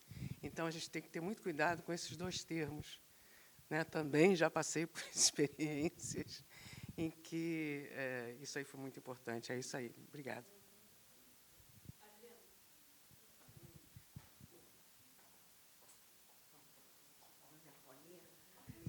Oi, bom dia. Estava fazendo minha colinha aqui para ver se não esquecia. Eu sou a Adriana, sou representante do CCMN, tá? E estou presidente da CCDP, só para circunstanciar. Eu sou mulher branca, média, estatura média, cabelo escuro, estou com um blazer colorido e uma calça jeans. Tá? Então, eu acho que tem que agradecer, na realidade, né, a oportunidade de discussão, acho muito construtivo e queria incentivar que a gente fizesse isso mais vezes. Super importante, tá? E eu acho que uma coisa, antes da Cláudia falar, né, a Cláudia ainda não está demitida, né, da CCDP, mas antes mesmo de você falar, na realidade, eu já tinha comentado com alguns dos conselheiros da CCDP, que já estava no plano, mas a gente foi meio atropelado lá pelo ALV, e não sei o quê, um monte de coisa acontecendo ao mesmo tempo, depois do GT, e não conseguiu executar, mas é de pegar todos os processos que a gente faz e repassar como são feitos, né? Então, são todos os procedimentos, revisar para tentar melhorar, entre eles, claro, o colaborador voluntário, que a gente só homologa, como alguém ressaltou aqui, né? A gente não aprova o colaborador voluntário, né? Então, repensar como é que eles são feitos, e aí, na realidade, eu tinha uma dúvida que eu não sabia se a gente podia fazer isso, né? Eu falei, pô, mas será que eu posso... A gente pode mexer no como é que é o processo, o que eu tenho que fazer, eu ia vir aqui perguntar.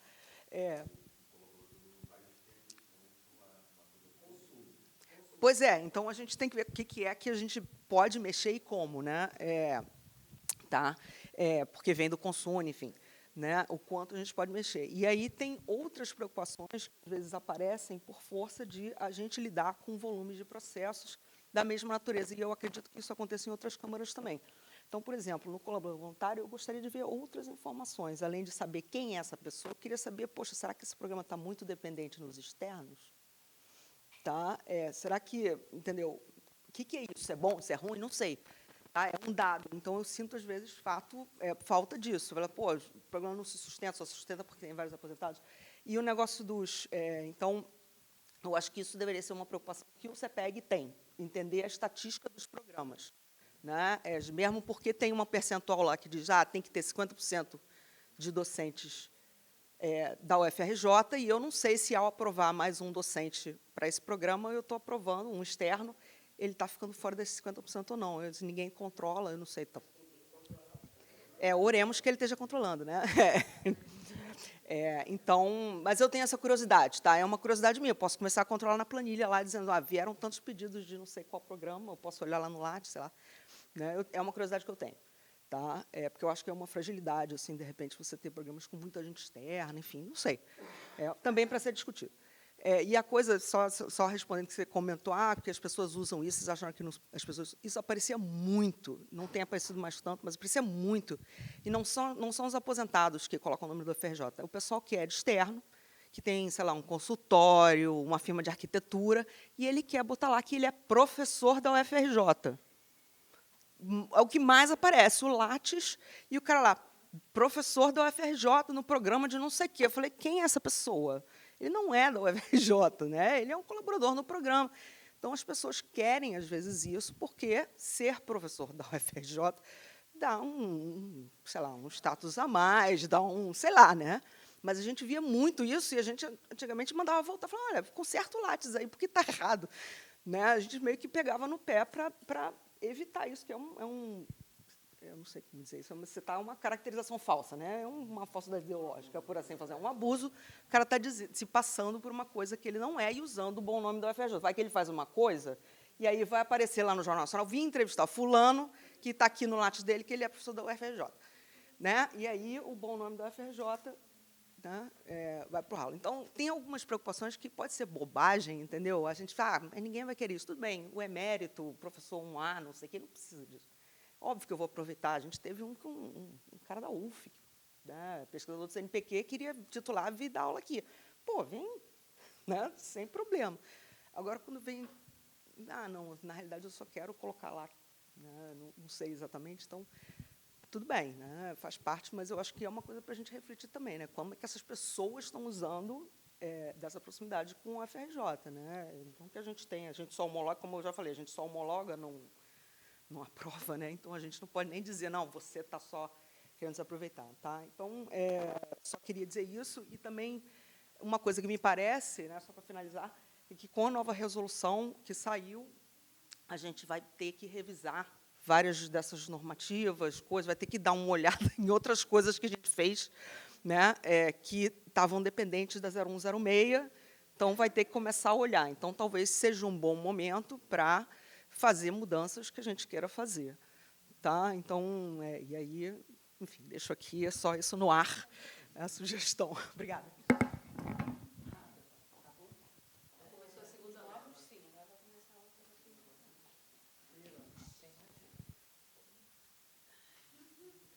Agora eu obedecerei.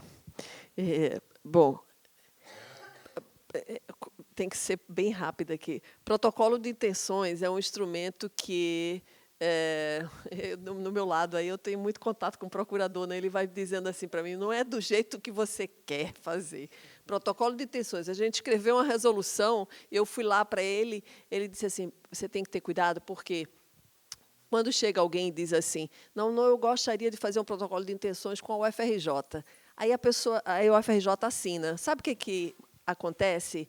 Leva lá e diz assim, olha, eu tenho um protocolo de intenções assinado com a UFRJ, e dá um curso envolvendo o nome da UFRJ, que é um curso de baixa qualidade, não tem nada a ver com lato sensu, tá? Isso é curso qualquer, entendeu? Então, aí por isso que a gente tem que começar a prestar atenção a determinadas facilidades, lamentavelmente. O que acontece lá na Câmara? A gente estava discutindo. Pomba, a gente cria regra, e aí a pessoa não cumpre, e aí a gente vai o quê? Prejudicar o aluno. Aí a gente tem que bolar a maneira de não ir contra a regra e dar aquilo para o aluno não ser prejudicado. Pomba, então não cria regra. Eu só me lembro de minha mãe que disse assim, chamando meu pai, como é que eu saio aqui do computador na época? Né? Aí papai disse, por que você entrou? Né? Então, então, é aquela coisa, cara, se a gente não vai obedecer a uma regra, para que criá-la? Então, o que eu queria sugerir aqui é que cada Câmara visse o que pode reduzir de burocracia sem perder a legalidade da ação. Tá certo? Isso é um ponto que eu acho que cada um tem que fazer aí e verificar. Cotávia PCN... Sim, respondendo ao CT, quando o Marcelo reclamou do tempo, tem razão em um certo ponto total, porque chegou em um momento que tinha Cotave e que tinha PCN. Então, os processos ficaram parados, Vitor, ficaram parados muito tempo na Câmara. E, quando eles começaram a ser analisados, aí foi que a gente viu a necessidade de ter uma instrução normativa, porque a resolução não estava cumprindo o seu papel, não estava deixando de forma clara. Né?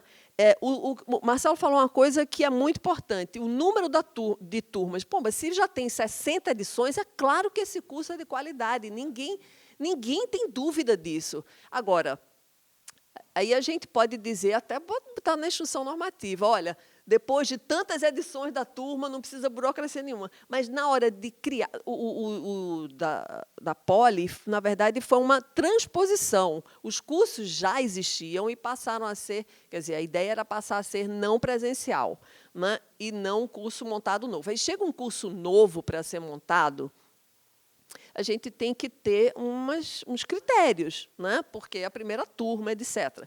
Aí alguém vai dizer assim, mas, poxa, mas para aquela turma que já tem não sei quantas edições, isso vocês não fazem. Né? Então, a gente tem que colocar até isso. Não, para um curso que era presencial, que quer ser agora não presencial, se já tiver não sei quantas turmas, que número cabalístico é esse, eu não sei. A gente pode dançar com o Bernardo Cabral, como fez Zélia, para descobrir os R$50 na época. R$50 não. 50 o quê? Lembram na época? Já acabou? Então, acabou. Não temos surpresa.